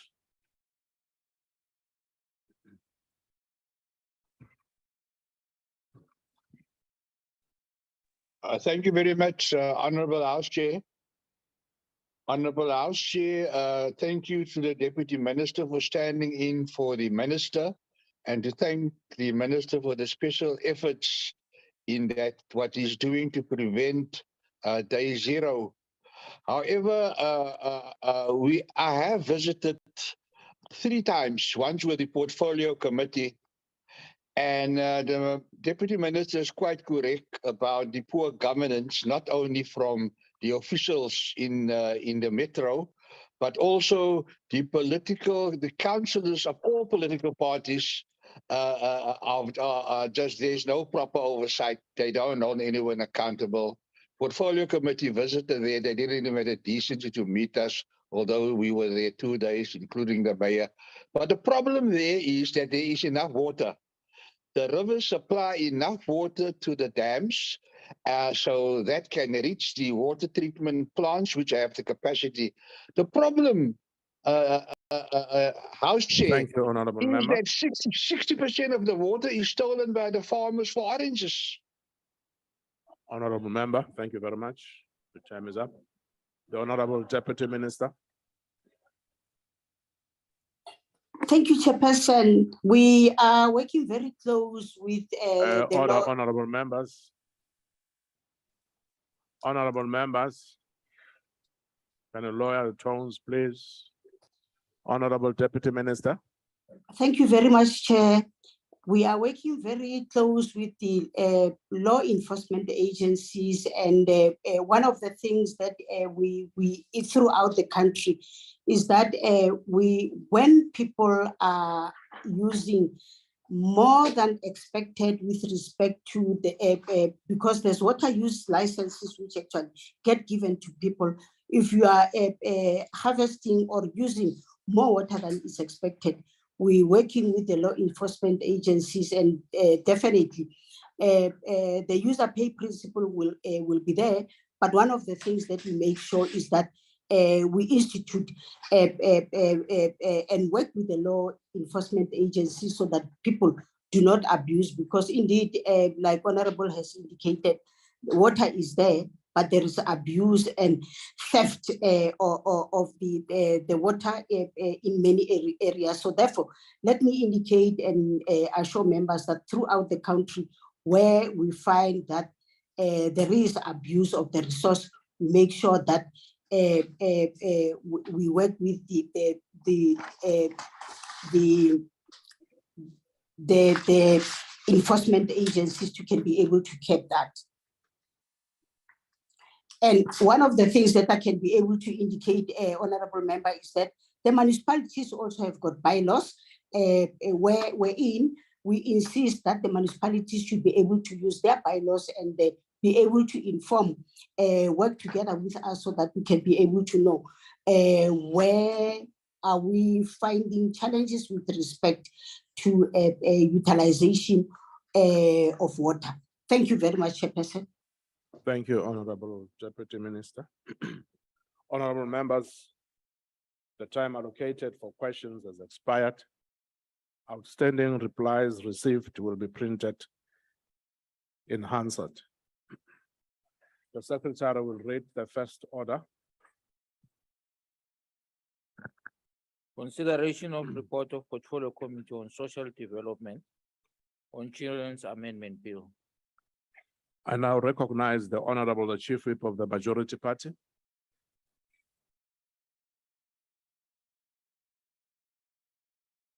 Thank you very much, Honorable Chair. I move that the report be adopted. Thank you. The motion is that the report be adopted. Are there any objections? Could you please note the objection of the Democratic Alliance, Chairperson? Noted. Chairperson, also the objection of the FF Plus. Noted. Chairperson. And of being part of Freedom Party. Noted. Noted. And of the IFP, Chairperson. Noted, Honorable Member. And the ICDP, thank you, Chair. Noted, Honorable Member. Thank you very much. Report agreed to.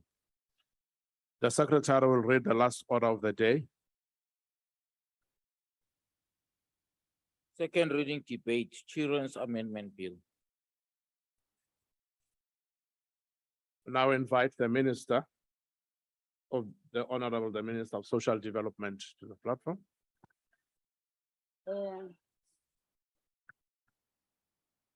Oh, by the way,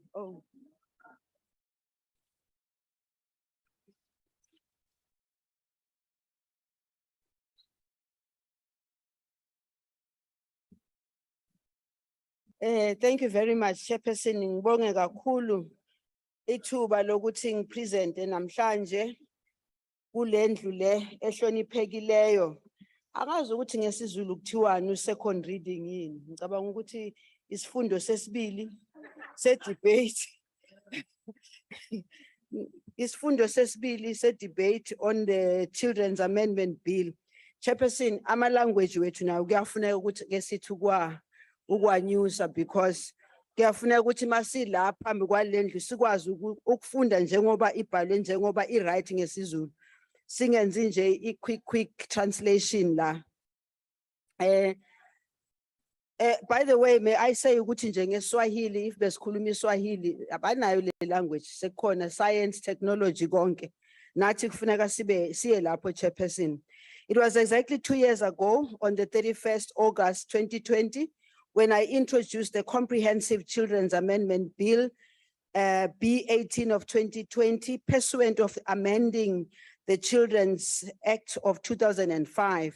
The strategic intent of these amendments are to, one, strengthen the protective measures that are designed to defend the interests of vulnerable children through the coordinated provision of care and protective services. Two, address the gaps and challenges in the current child care and protection system by identifying the strategies with which these challenges can be addressed. Three, respond to the 2017 North Gauteng High Court order in which the Minister of Social Development was directed to prepare and introduce before Parliament, and I quote, a comprehensive legal solution regarding the foster care system, close quote. Hey, and we went through a tough time on this one. Members of the committee will tell you that. An economic rendition of these strategic objectives is that the rich formulation of the amendment bill flows from the children themselves, parents, caregivers, public representatives who are members of the Honorable House, practitioners and experts, as well as the researchers. While their combined immediate effect has been to nudge resources inefficiencies at the level of government, as well as where partnerships are concerned, these inputs are strongly informed by the spirit that seeks to manifest the safety of each child and provide a sense of belonging and prompt a common prosperity for all South Africans, particularly children, as our society is restructuring our economy towards recovery and sustained growth following the series of economic, health, and climate shocks that we are grappling with. Through this understanding, for today's children, the amendment bill is the embodiment of their imminent economic productivity. Honorable Chair of the House and members, please be reminded that the bill that I introduced 2020 contained 147 clauses. The bill that is before you today comprises only of 14 clauses. The Honorable House will be requested to consider, debate, and deliberate the remaining clauses at a later date. Now, the bill focuses exclusively on foster care related clauses and directs itself to addressing the North Gauteng High Court insofar as the provisions and administration of foster care are concerned. The bill that is before you fast tracks the foster care related clauses in order to meet the November 2022 deadline that was set by the North Gauteng High Court. To this end, the relevant amendments to the Children's Act 38 of 2005 and the Social Assistance Act of 2004 have either been finalized or promulgated. Relevant to today's debate is that following the 2019 State of the Nation address, in his address, Excellency President Cyril Ramaphosa, earlier on the 1st of April of this year, I migrated the early childhood development function to Minister of Basic Education. Another of the matters of relevance is that majority of orphans are cared for by relatives who are often willing to adopt them in order or become their guardians. Then being restricted to seek guardianship from the High Court, the bill makes provision for guardianship matters to be heard and adjudicated by the Children's Court as well. This amendment will ensure accessibility and promote equitable access to justice. My gratitude goes to the Portfolio Committee on Social Development and the committee's support staff for their ongoing engagement and guidance on the matters that are relevant to the bill. I'm grateful for their tireless work and personal sacrifices and expertise that they invested towards the public hearings and internal meetings that brought the bill thus far. I commend you all for being the true representatives of the people. I support this bill as it is, together with the Social Assistance Amendment Act, serve to address the challenges facing the foster care. The department will be very happy when this happens because they went through a lot of pain, but it was necessary pain. I thank you, Chair. I thank you, Honorable. Thank you very much, Honorable Minister.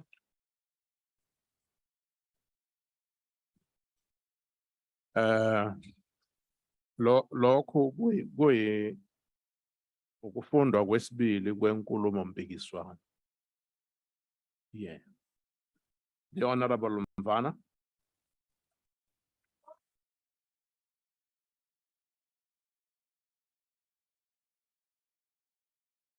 Thank you very much, Chairperson. Nam ndingena kuleng ngokomphikiswano. The Children's Act is the legislative framework for child protection serious in the country. It was thus crucial for the committee to exercise the diligence as it processed the amendment bill. It conducted an extensive legislative process.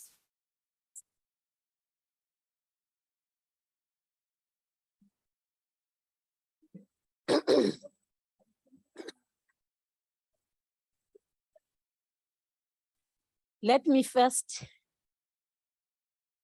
give you a bit for Mahala in terms of what is this bill that we're talking about. Excuse me. It is the temporary placement of a child who is in need of care and protection with foster parents or guardians of a children in terms of the court order issued by the presiding officers of the Children's Act. Thus ensures that these children are taken care of. The state provides a foster child grant. It is essentially a child welfare grant. Thank you very much. However, due to the devastating effect of HIV and AIDS, in early 20s, it was extended to accommodate children orphaned by HIV/AIDS. This reached the threshold and it increased in terms of the children that have to qualify for this foster care grant. With the aforementioned, it can be seen that the foster care grant system in the country has not then implemented in accordance to the purpose that we understand and fully aware of it, which is to provide financial support to the foster parent to care of the child up to 21 years. It has been provided to all children, including orphans, children or children whose whereabouts or of their parents are not known. Not necessarily to children in need of care of protection only. The high number of children in the system created administrative challenges for both the department and the courts due to the shortage of the capacity, especially social workers. Social workers were overwhelmed with very high case loads for foster care. Limiting those time to provide protection serves for the children that are in need of foster care. As a result, for 2 yearly court orders that were there due to received for each court placement could not be processed, and this created a backlog. The past, this put the children a task of having these grants terminated. You know, when they are expired, the court sometimes has to terminate that foster care. However, with the 2011 North Gauteng High Court, this was averted. The court required the Minister of Social Development to design and implement a comprehensive legal action to the crisis in foster care system, and until solution is designed, foster care court orders would continue being valid. With the backlog both in court rules or in court orders that need to be reviewed, the new application as well as work oversized offering social workers and delays in the courts. The Children's Amendment Bill, together with the Social Assistant Amendment of 2020, which the committee passed in 2020, seek to provide a comprehensive legal solution that the court required. The Amendment Act empowers a minister of DSD to attend and additional payment, that is the top up that we're talking about. Ufakelelo phezu kwemali le ibikade ikhona. Siphethe lo mcimbi ngoku. This aims to alleviate the pressure of the foster care system by diverting orphaned children who are not in need of care. The bill also provides for the court to extend court orders that have lapsed to make an interim order for a period of exceeding 6 months. You know, this question came up timelessly and time and again in the committee of what is it that is going to happen when the foster care has lapsed and expired. The bill emanated from a legislation by the Center of Child Law versus the Minister of DSD, the South African Social Security Agents, that is SASSA, and others of the North Gauteng. The minister has already said that we only focus on phase 1 of the bill. Then we will follow with the phase 2 of the bill. Honorable But member. because the court Thank you very has- much. the court has given us Your an time order. is up. Thank you very much. Yeah. Honorable Masango.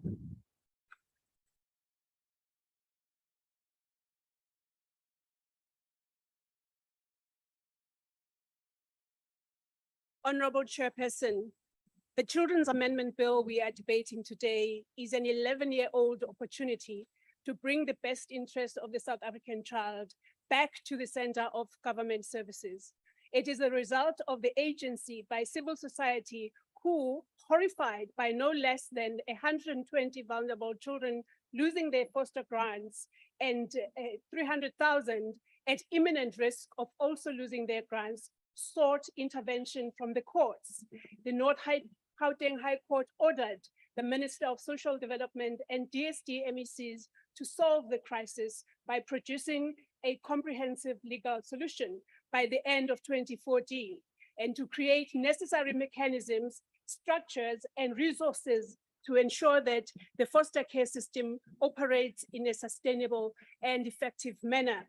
11 years, 4 ministers, and 4 reluctant extensions by the court later, we have yet again rushed a piece of legislation not to change the situation of children for the better, but to meet a deadline and prevent embarrassment for the ANC.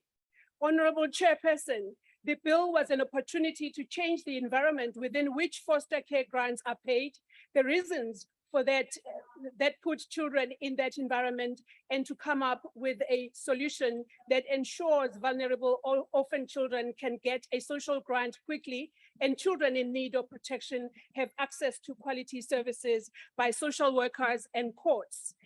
This committee recently prioritized the Social Assistant Amendment Bill, which now allows the minister to provide a higher value child support grant of 720 Rand to these children quickly. The Children Amendment Bill was supposed to focus on the other part of the comprehensive legal solution by reducing the backlog in foster care order extensions. That opportunity has been lost in this amendment bill. The DSD and ANC portfolio committee members seem to think that by making an amendment that allows children's foster care orders to expire and then authorizing children's courts to extend them retrospectively, they have enacted a comprehensive legal solution. While this ensures children's courts eventually extend orders, it does not ensure SASSA will continue paying foster child grants after expiration of court orders, as the Social Assistance Act does not allow SASSA to pay foster child grants if a court order has expired, as this is against audit requirement. So the solution this DSD has come up with, happily rubber stamped by the ANC Portfolio Committee members, only protects the department, but not the orphaned children who will now be at risk of losing their Order, foster honorable child members. grants when the North Gauteng High Court order ends in November 2022. Just recently, DSD reported a backlog of over 60,000 expired orders to the High Court that need extension in the next 2 months. Add to that a further 10,000 backlog each month that passes. It's likely the High Court order will have to be extended for a 5th time because the minister, the department, and ANC Portfolio Committee members did not put children's best interests ahead of their own. Claims have been made in this room that there is a committee bill to be processed to deal with the 100 sections of the Children's Amendment Bill that we had to temporarily reject to enable the 12 clauses to be rushed to meet the court deadline. Honorable Chair, if this straightforward bill has taken 11 years to come before this parliament and 4 years to be passed by the National Assembly, who knows when the committee bill with no court-ordered pressure will see the light of day. History does not paint a promising future. Honorable Chairperson, the objectives of the bill are noble. They are what the Democratic Alliance as a caring organization would hope will be actually implemented. They are to strengthen protection of vulnerable children, address gaps and challenges in the childcare and protection system, and to respond to the High Court order relating to the foster care challenges. While we profusely want to thank the committee and parliament officials for a job well done under immense pressure and COVID-19 restrictions, the civil society and interested individuals for making eye-opening submission, as the Democratic Alliance, we will not be supporting this bill, as doing so, we would be complicit. Thank you, honorable member. Expediency over the best interest of the child. Your time is up. Thank you, Chair. Honorable Mara.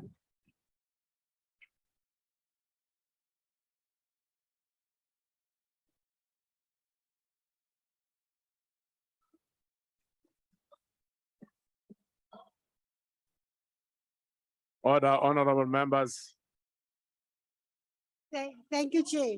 Chairperson, the fight for the comprehensive legal solution to this problem of foster care or orphan or abandoned children goes way back many decades. It was back in 2002 when the late Dr. Zolaskier announced that the foster care grant would be made available for relatives providing care for the orphan children. This was considered the devastation caused by the HIV/AIDS pandemic at the time. What the decision basically did was to create an unwritten policy for the Department of Social Development in relation in foster care in relation of orphan children.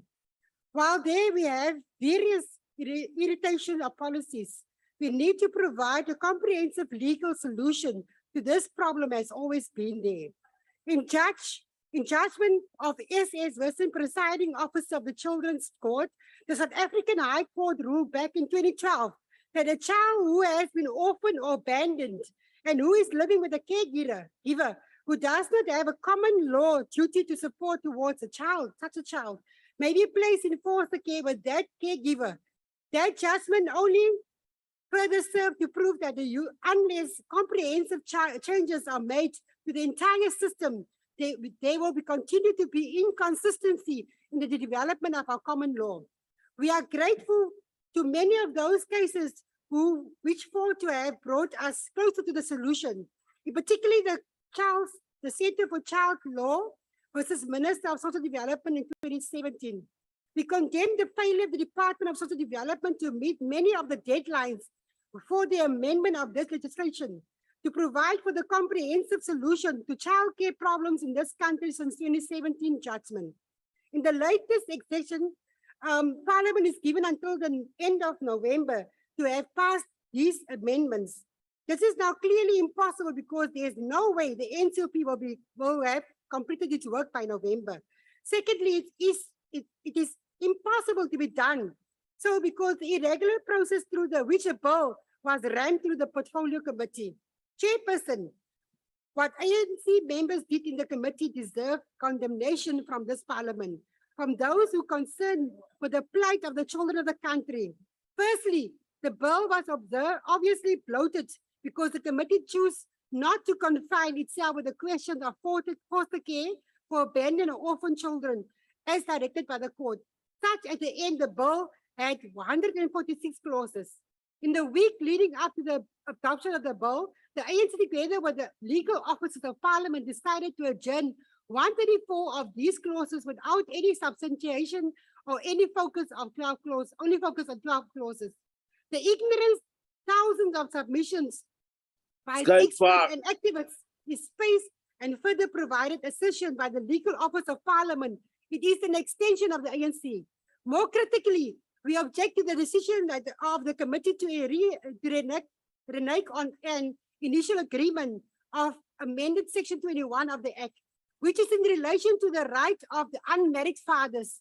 The amendment was already approved by the cabinet and accepted by activists for the rights of children.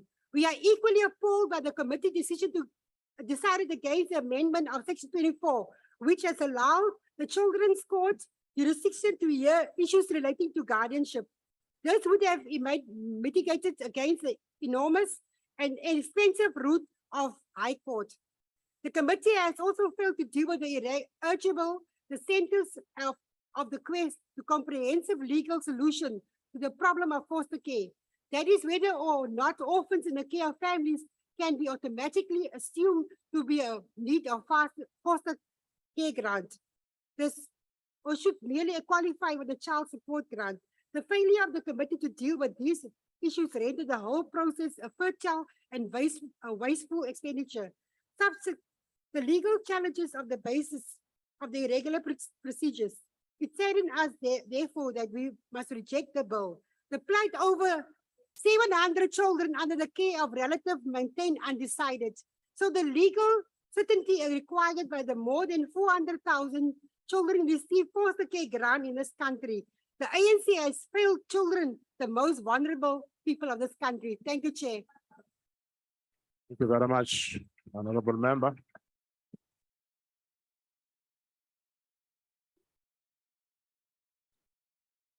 Honorable members, you're kindly requested to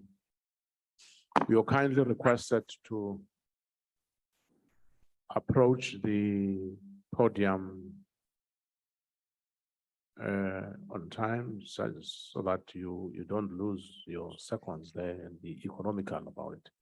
So once you are aware that you're going to take the podium, you can approach the podium on either side. There are chairs that are arranged for you. The Honorable Van der Merwe from the IFP. Thank you very much. Thank you very much, Honorable House Chairperson. House Chairperson, the Children's Amendment Bill before us today was born out of the sad reality that South Africa's foster care system had collapsed. In 2011, the North Gauteng High Court intervened and forced the then Minister of Social Development to find a legal solution to this crisis. Today, 11 years on and multiple court order extensions later, we find ourselves being asked to agree to a Children's Amendment Bill which was subject to a flawed process. But how did we get here? The bill in its original form, riddled with unworkable proposals, was referred to the Portfolio Committee in August of 2020. Its aim was to address gaps in the childcare system. With this bill in hand, the committee embarked on nationwide public hearings. In every community, we heard a uniform cry for help, of social workers in distress, of children suffering abuse because there's no system to protect them, of underfunded NGOs, of a department and country in crisis. This picture of a welfare system in distress led the committee to resolve to come back to these issues in a second amendment bill process. And so with the court deadline looming, we opted to only deal with South Africa's foster care crisis and clauses pertaining thereto. However, what transpired after this decision can only be labeled a betrayal. During the clause by clause deliberations, we realized that we were working from old documents. Because we had said we needed to start afresh, having meant not working from old documents, the ruling party component now surprisingly knew nothing of the agreements we had previously made. At that point, we had already agreed as a committee to include and amend some clauses. And so our joint amendments were rejected after already agreeing to them. And even more bizarre, minutes were disowned, although recordings of our agreements are available. Amongst the significant amendments that were now rejected was Section 21. Section 21 was widely supported by the public during hearings. It clarifies the parental rights of unmarried fathers by allowing them to fulfill their joint parental responsibilities in respect of their children. Another significant amendment that was not actioned puts all children in alternative care at risk, as it allows their 2-year placement orders to expire. This will negatively affect children in child and youth care centers and in foster care, who need social workers to check on them every 2 years in order to stabilize their placements or to reunite them with their families. Now, many children might languish in institutions, rendering them more vulnerable. Equally of concern, Chairperson, is the fact that little to no attention was given to the rights of fathers, while it is clear that we are making laws in the absence of resources. We need at least 70,000 social workers, yet South Africa currently only has 17,500 social workers. Chairperson, today the attention of this House, and in particular the Speaker, must be drawn to the fact that during this process, Parliament's constitutional mandate to craft legislation and come up with solutions were undermined. In the end, we simply rubber stamped something that was already given to us. We were reduced to spectators, and our vulnerable children, Chairperson, needed us to speak for them through this amendment bill. They needed us to put their well-being first. We needed to do justice to our vulnerable children. Instead, misguided interests prevailed. Our committee should never be one where personal, political, or the executive's preferences prevail. It should always be South Africa first, our children first, and the most vulnerable first. We thank the committee, civil society, and our support staff for guiding us and supporting us on this difficult journey. With all of these concerns as recorded, we cannot support what is before us. Hopefully, the second amendment bill will provide us an opportunity to do better. Thank you very much, I thank you, Honourable Chair. Member. FF Plus, the Honourable Brett.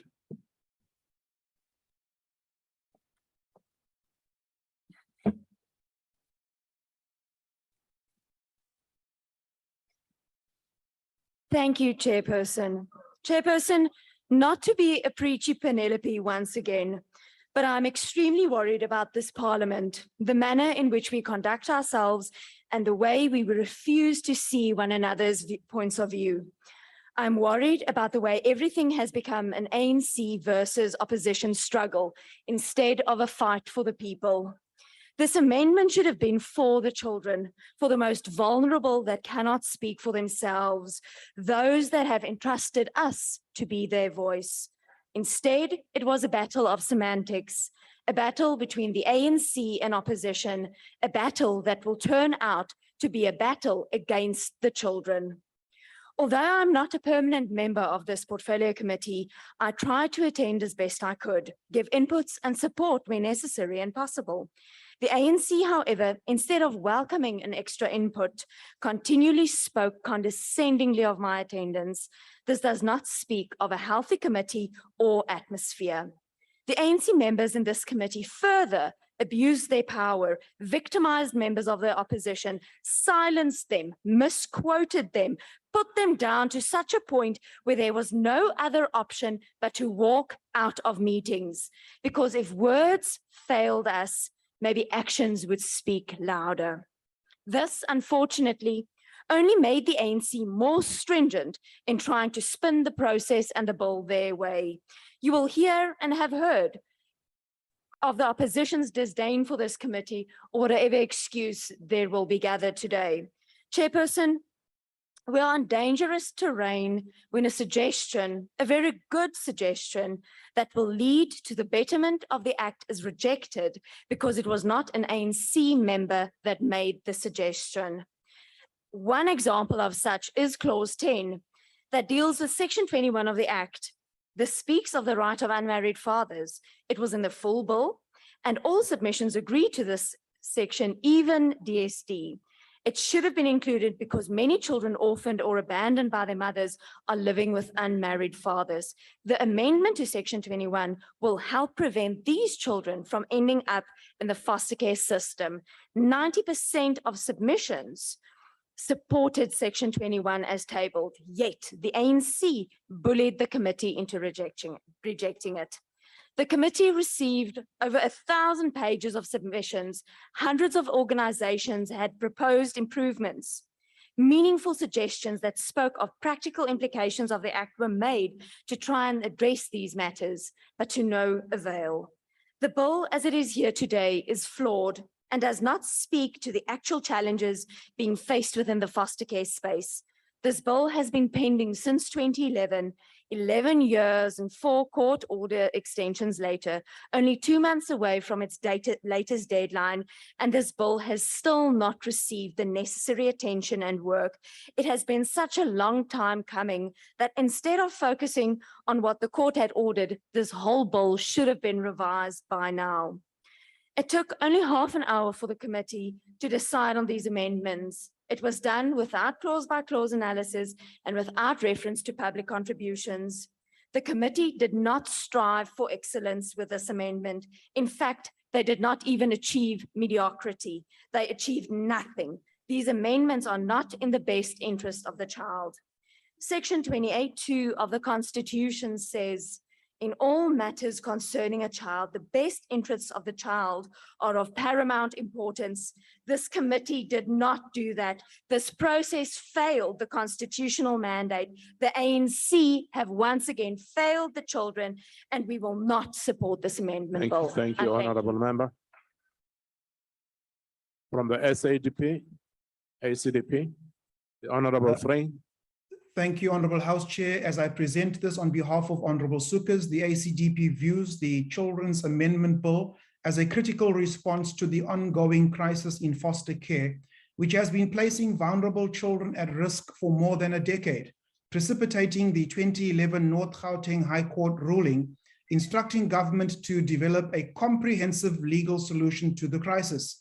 The ACDP believes that this bill is flawed, and chief amongst the failures has been the Department of Social Development's unjustifiable tardiness in creating this legislative solution some 11 years in the making.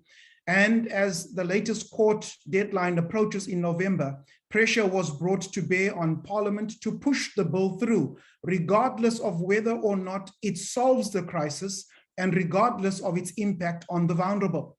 Parliamentarians must develop legislation which creates meaningful change to those affected. In this case, the affected are our most defenseless citizens, the orphaned and vulnerable children. However, confusion around which clauses actually solve the problem in foster care and unwillingness to accept that other clauses in the original bill are of critical importance and should have been included in the final version, and interference from the executive resulted in the bill being pushed through with what some have called indecent haste. Despite extensive public consultation, political expediency led this bill being approved without clause-by-clause debate and without the committee considering all options for keeping children out of foster care, including allowing family care where there is a capable father. This can only be viewed as a failure to honor the democratic process that allows for every input to be duly considered. And when opposition parties protested, they were accused of politicking or delaying the bill. The resultant decision to exclude the amendments to Section 21 from the bill will have a significant impact. Though approved by Cabinet and widely accepted by civil society, the clause was considered too controversial and needing more consultation. However, by excluding it, the bill now fails to provide legal recognition and certification for unmarried fathers living with maternal orphans. which would enable them to protect and care for their children and act as their legal guardian. The consequence is that many maternal orphans will remain in the foster care system despite having a committed father eager to raise them. As the minority report shows, the parliamentary process has produced a bill that only partially delivers on its promise to solve the foster care crisis, a bill that still fails to enable unmarried fathers to keep their children out of foster care, and a bill that could potentially make obtaining assistance harder for some vulnerable children. As such, the ACDP considers you this very bill much, to be honourable a member. missed opportunity and will not support it. Thank you, Chair. UDM.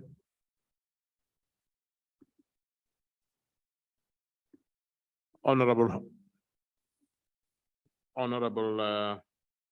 Haron from Court. Thank you, Chairperson.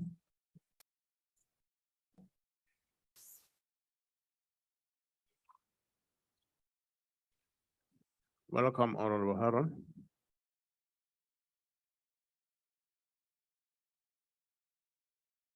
If you're struggling, we'll give you a chance. Maybe it will be okay. Give you a 10 next time. So I pass Honorable Haron. The Honorable Sheikh Imam from the NFP.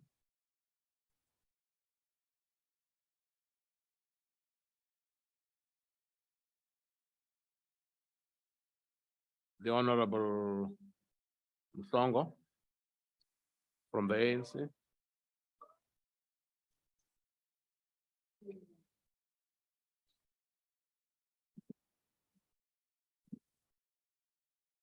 Thank you, Honorable House Chairperson. Before I begin,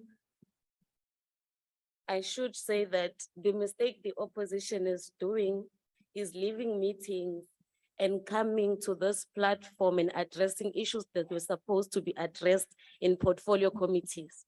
Honorable members,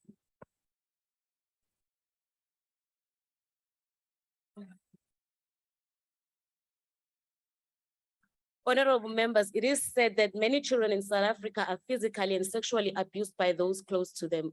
Most children witness gender-based violence in their homes, where perpetrators are often people who they look up to and respect. We need to fight this together with society. Everyone has a role to play in protecting children from abusers so that their emotional health and development is not endangered. The ANC-led government is doing its best in ensuring that ensuring that abused and abandoned children are safe and are taken care of. That is why through social development and basic education, the government is making sure that abandoned children are in homes and centers where they are safe and taken care of. And ECDs are there in helping with the development of a child at an early age.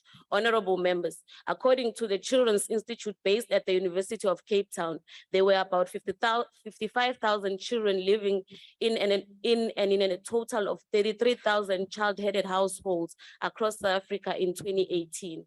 Factoring in the reality of COVID-19 pandemic over the past 2 years, these statistics have certainly increased.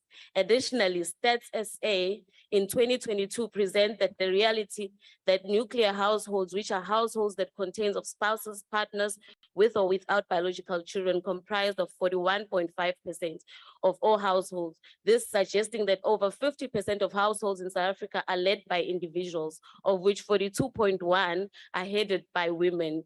These facts are worth noting as they provide a perspective that we can use to better understand the state of children's vulnerability in South Africa. In a world that is characterized by the preying on children by criminals, perpetrators of violence, and human trafficking networks, it is critical that children are protected from such danger and harm. The scourge of alcohol and substance abuse is equally problematic, and children who are not properly cared for and protected are more at risk to pressure to participate in these behaviors, which condemn them to futures of further vulnerability, such as a reliance on crime and other illegal practices as a form of survival. Honorable members, it is important to note the importance of extended families and adoption, of children in our country. The Children's Act has over the years provided a framework of enabling and providing vulnerable children with families and individuals who can adequately take care of them.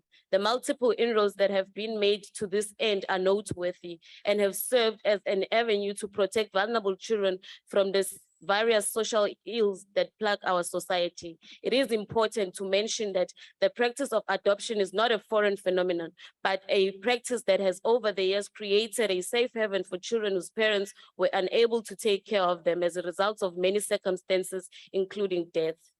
Extended families and the process of adoption therefore plays a fundamental role in building a cohesive, safe, and integrated future that we want for our children and a country that we want for our children and our country. It is in the extended family where children who would ordinarily remain abandoned and uncared for can be provided with a chance of a better life and a future. Adoption also plays an important role in assisting families and individuals who would ordinarily not have children of their own, with the opportunity to raise and provide vulnerable children.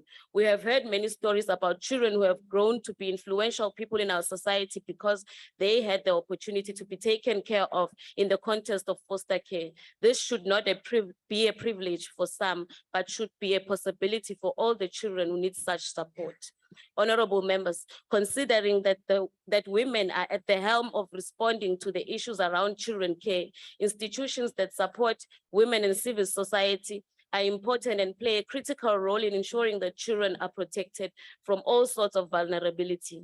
The Department of Social Development over the years and in this administration led by Minister Zulu provided support to women in civil society towards ensuring that children's rights are protected.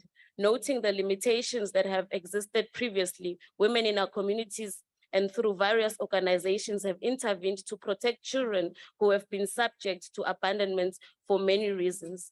Honorable House Chairperson, the process that our parliament has gone through towards the amendment of the Children's Act is one that should not be undermined. It goes without saying that resolving the complexity of the protection of vulnerable children requires joint efforts. It is often said that it takes a village to raise a child. In line with this thinking, it is crucial that Department of Social Development strengthens its efforts both through policy enhancement and implementation. The amendment of this bill, of this children's bill, is a step in the right direction towards the improvement of foster care processes.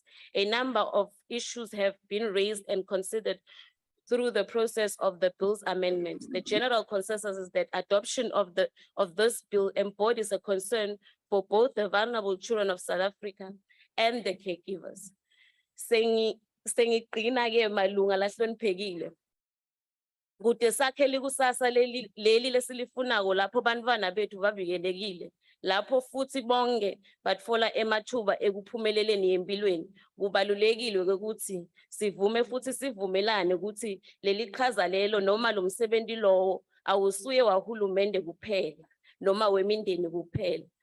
Kwakheka kwale kulisasa lesilifunako kubita ukuthi sihlanganise tandla singuhulumende, inhlangano tesive, mindeni kanye nemphakathi wonkana kude siphokophelele ekufinyeleleni lapho sakha indzawo lephephile nalevikelekile lapho bantwana bethu bahlala khona futhi kube yindzawo levumela intuthuko nenqubekela phambili. Ngekwenta njalo sitawube siqinisa lesisekelo sale live futhi ke angiboni futhi ukuthi kude longeke avumelane nami uma ngithi live lelime kusisekelo lesiqinile, live lelitawuphumelela futhi live lelikusasa leliqhakazile. Ngiyabonga.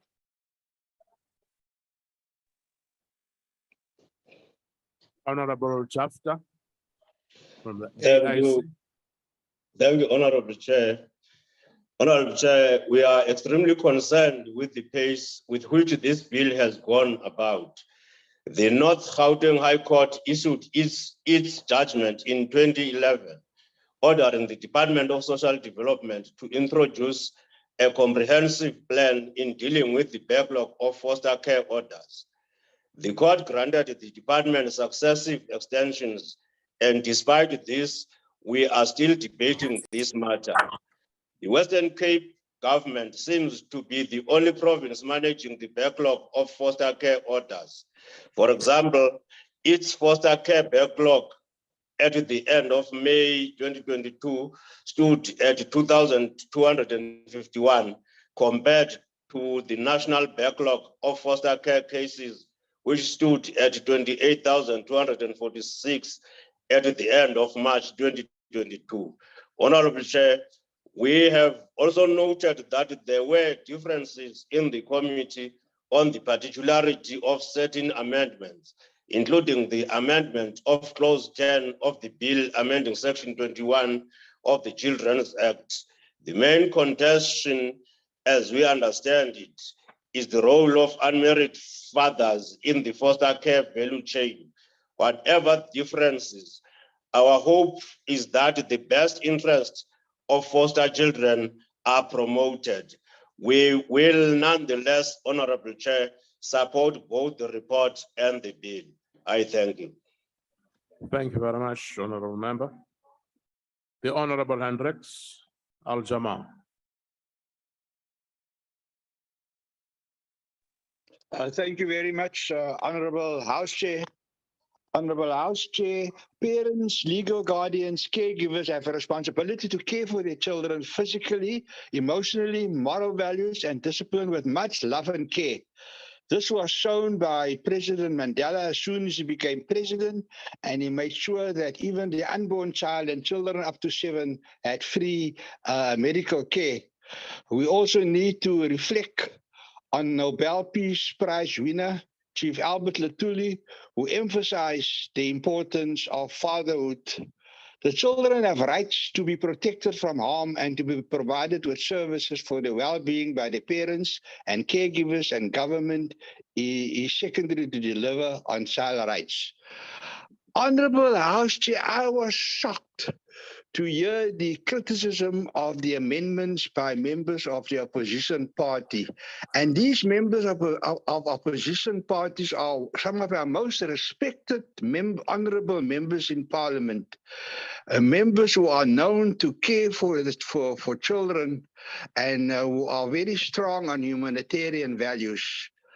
I am shocked that the Portfolio Committee could not reach consensus on several issues as we've heard. Unfortunately, I'm not a member of that Portfolio Committee. We should have been, but this is possibly the criticism that have been leveled is so severe that the nation must be shocked. And the Portfolio Committee, with all due respect, opposition and the governing members of that committee must hang their heads in shame because they let South Africa down. So if this bill is going to go forward because of the numbers, like the Zondo Commission stated, Al-Jamaa is going to write to the president not to sign the bill and to refer it back to the Portfolio Committee. So I just hope that members will have a free vote today, and that in fact that more time be spent on this. We can't mess with the rights of children. They are not pawns between our politicians. Thank you very much. Order, honorable members. Go ahead, Honorable Hanif. Thanks for protecting me, Honorable Chair. Yeah, it's a shame. Honorable members. We've heard from very respected honorable members that there are problems. So please, we are appealing. Stop blaming people. So we are appealing that the Portfolio Committee must do much more to reach consensus on issues that affect children. Children are not pawns of politicians, which seems to be the case here. This is very serious, Honorable Chair. You know, Al-Jamaa, we don't easily criticize and condemn motions and on this floor and reports, but I cannot ignore the criticism of the members of opposition parties. Now, I worked in foster care. Thank you, Honorable Member. Time is up. Thank you. Honorable Heron. Honorable members.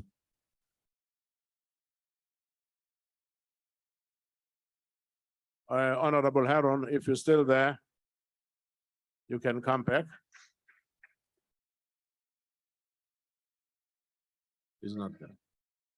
Honorable members, please. It's shocking how you try to drown the speaker on the platform. It's really shocking. Please. From the DA, the Honorable L.A. Abram.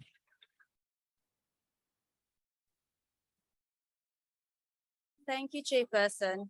After 3,530 submissions on over 200 original amendments to the Children's Act, the committee would later learn that DST failed to consult SALGA, did not factor in the ECD migration, and the most obvious, the committee would never get through all the amendments in time before the NA and NCOP process and still meet the court deadline. On legal advice, the committee prioritized 12 foster care clauses. It became evident the ANC members were given marching orders, stick to the 12 clauses and hurry up so the minister does not default on the court order. All credible submissions received from stakeholders, many experts in their field, seem to have dissipated. On the 18th of May, the committee agreed, and video recording will confirm, Clause 10 of amending Section 21 would be included, as this would ensure children who live with unmarried fathers will not end up in an already overburdened foster care system, empowering the Children's Court to issue the relevant certificates and apply due diligence in the best interest of the child. Why would Parliament deny fathers their rights and opportunity to father their children if they wanted to? Do we not constantly hear the phrase, the fatherless generation? Imagine our surprise at our next meeting when the legal advisor presented all the changes previously agreed to, with the exception of this clause, which was deliberately left out. Minutes by the impartial parliamentary monitoring group were also discredited, as it did not fit the ANC's agenda of the day. The ANC's attempt to gaslight opposition members led to all opposition parties leaving the meeting on a matter of ethics and principle. In the weeks thereafter, attempts to rewrite history, journalists were attacked, mansplaining by the solo male member, all went unchecked. Even a circus has more order because there's only one ringmaster. Disregarding its own child care and protection policy, Clause 86, Section 150 will now see orphaned and abandoned children found on their own with no caregiver informally placed without a court order. The section will also contradict the new child support grant top-up regulations with regard to before and after screening, which DSD indicated they'll just change once the act is promulgated, which will only lead to confusion, bottlenecks, and backlogs at SASSA offices. Self-sabotage, if you ask me. Chairperson, time will tell whether the court accepts the minister's incomplete comprehensive legal solution, and if the foster care crisis has been averted or simply diverted. Contrary to the minister's mantra of leaving no child behind, tens of thousands of children in the foster care system may very well be. The DA cannot support this version of the Children's Amendment Bill. Thank you. Thank you, Honorable Member. The Honorable Stock from the ANC.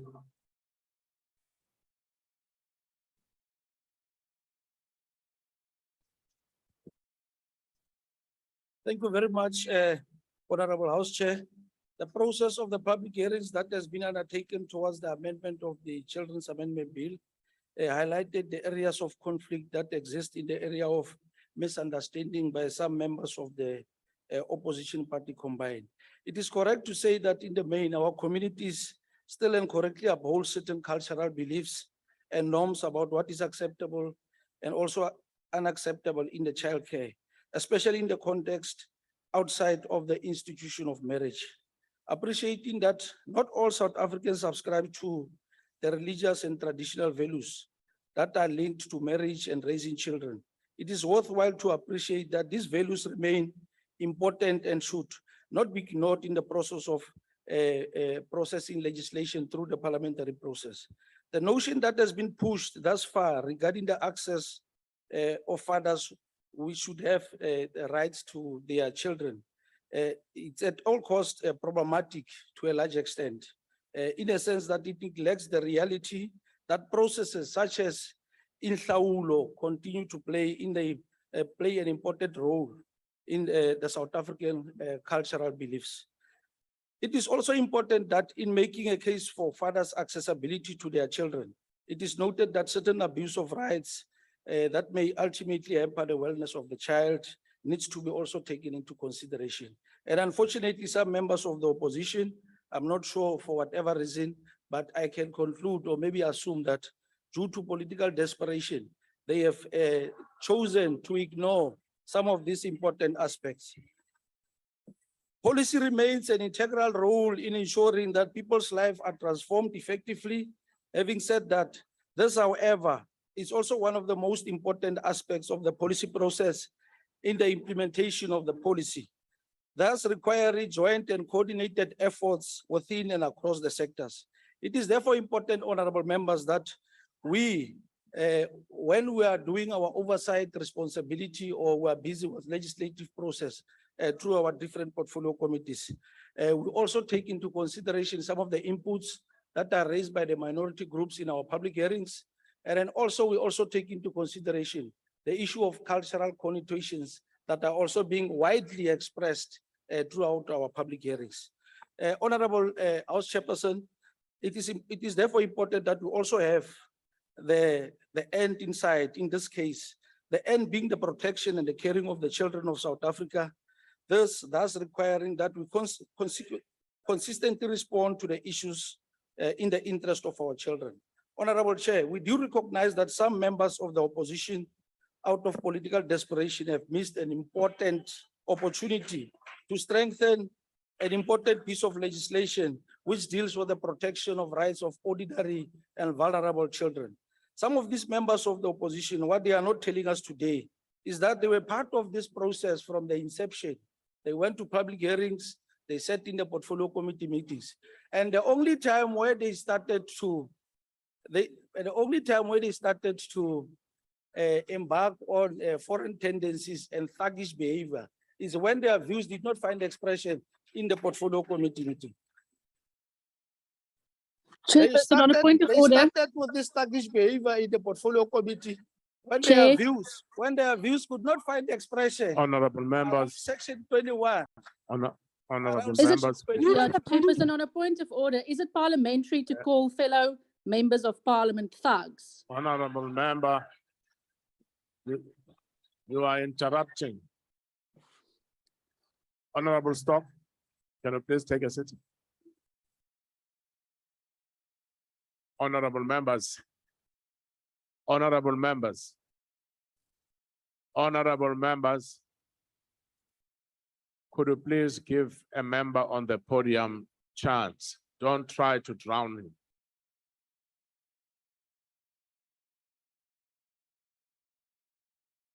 And honorable members from the visual platform, do not interrupt.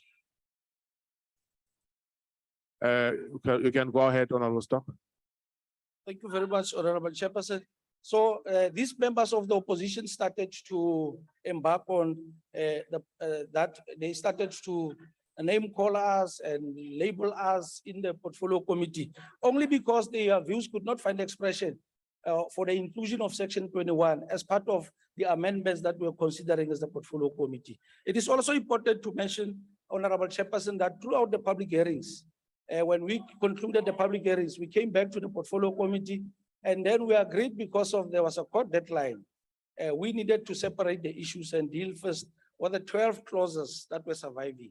So it is also important to mention that these other inputs that we have received from the ECD inputs, all other inputs, including this one of Section 21, those particular views will be considered as part of the second amendment, which will be considered through a Honorable committee bill Stock, as part of the. could you please take a seat? There's a point of order. Honorable Singh. Thank you very much, Honorable Chairperson. I rise on a point of order, and I would like you to rule whether it is proper for a member on the podium to say that other members of the committee behaved in a thuggish manner. Now, what does behaving in a thuggish manner? These are honorable members of parliament who might have expressed their views. And I think that requires a withdrawal from the honorable member, Honorable Chair. Thank you. Okay. No, Honorable Chairperson, I would like to withdraw the word thuggish. So these honorable members, these honorable members started to threaten us with a court action only because their views did not emerge. They ended up calling us names, and also these members of the portfolio committee. They embarked on some level of desperation and even led to members of the opposition combined to even go to the extent of mobilizing some alternate members of the portfolio committee who will only come to the portfolio committee when there are problems. But when there's work to be done by the portfolio committee, they will never dare to do the work. Honorable Chairperson, I think it's important. Honorable Chairperson, we refuse to be bullied into submission by some of these members of the opposition because they knew very well that they failed to persuade us in the portfolio committee. So some of us in the committee, we actually rejected their views because we felt that they just wanted to politically to grandstand and also to play into the public gathering. We're extremely also, Honorable Chairperson, it is not in the interest of the vulnerable children of South Africa to be hazed and risk missing the opportunity to adequately deal with the state of vulnerability and care of the majority of children.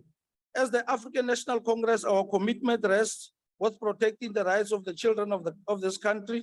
It is also our view that the future of our country lies with them, and all children deserve and should be provided with the requisite support, love and care in order for them to live full and happy lives and make a contribution to the South Africa of our dreams. Honorable Chairperson, as the ANC, we support this particular bill and we are of the view all the process. We support this bill. I thank you. Thank you, Honorable Member.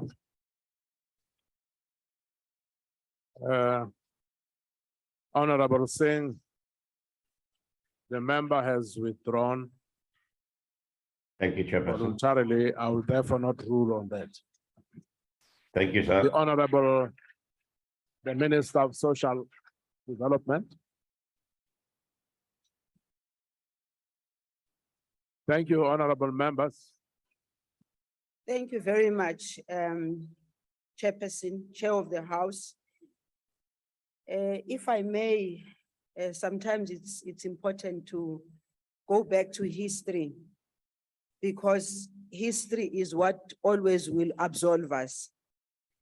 And in this particular case, Honorable Chair and honorable members, I don't want to go into the semantics or the dramas that happened at the portfolio committee, because sometimes I was at the portfolio committee, sometimes I did not attend, but whenever I did attend, I took it that all of us in that committee had nothing else but the interests of the children of South Africa.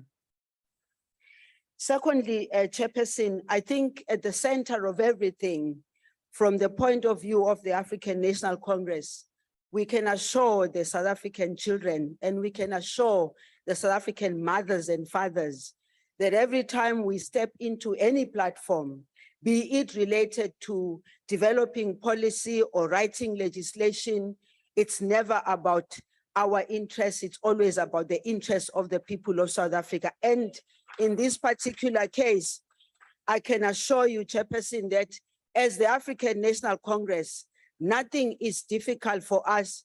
You'll never find us walking out of any meeting whatsoever, because our commitment is about ensuring that the work that we have to do, we complete it. We have been completing our work in as far as legislation and regulation since 1994. Quite frankly, we didn't start in 1994. We started long before 1994 when we started developing the reconstruction and development of this country. And therefore, to the honorable members, we will continue doing what we have to do and do it in the best way that we can. The rest shall go back and be debated at the committee itself. And I'm confident that the members of the committee will always rise to the occasion especially from the side of the ANC. But I also know that even from the side of the opposition, there are those who rise to the occasion. Thank you very much. And when they rise to the Honorable Minister. occasion, they will meet us along the way because we've got work to do. I thank you very much and thank the members who supported the bill. Honorable members, are there any objections to the bill being read a second time? Yes, Honorable Chairperson. Noted, Honorable Singh, Honorable Van der Merwe, Honorable Gwakube. Please note the objection of the Democratic Noted. Alliance. And the objection of the FF plus. Noted. The ICDP, Objection of the EFF. Is that the EFF? ICDP, thank you. Oh, the SDP. Noted. We are naughty Thank you now, very much. Chairperson. You are becoming naughty. Mkhalepi. Honorable Mkhalepi. I did object, Chairperson. Okay, thank you. It's noted. Thank you very much, honorable members, for what agreed to. The secretary will read the bill a second time. Children's Amendment Bill. The bill will be sent to the National Council of Provinces for concurrence. Sorry, Chairperson. Uh, Could we please call for a division? Right.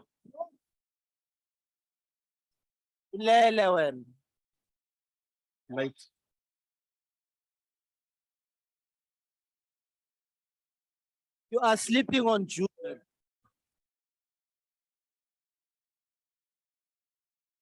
Members, honorable members,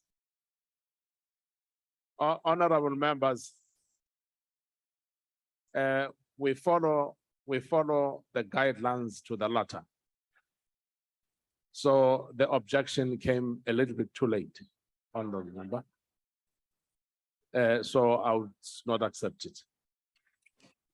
Thank you, Chair. Thank you. Thank you, Mpangazi. That concludes the business for the day. The House is adjourned.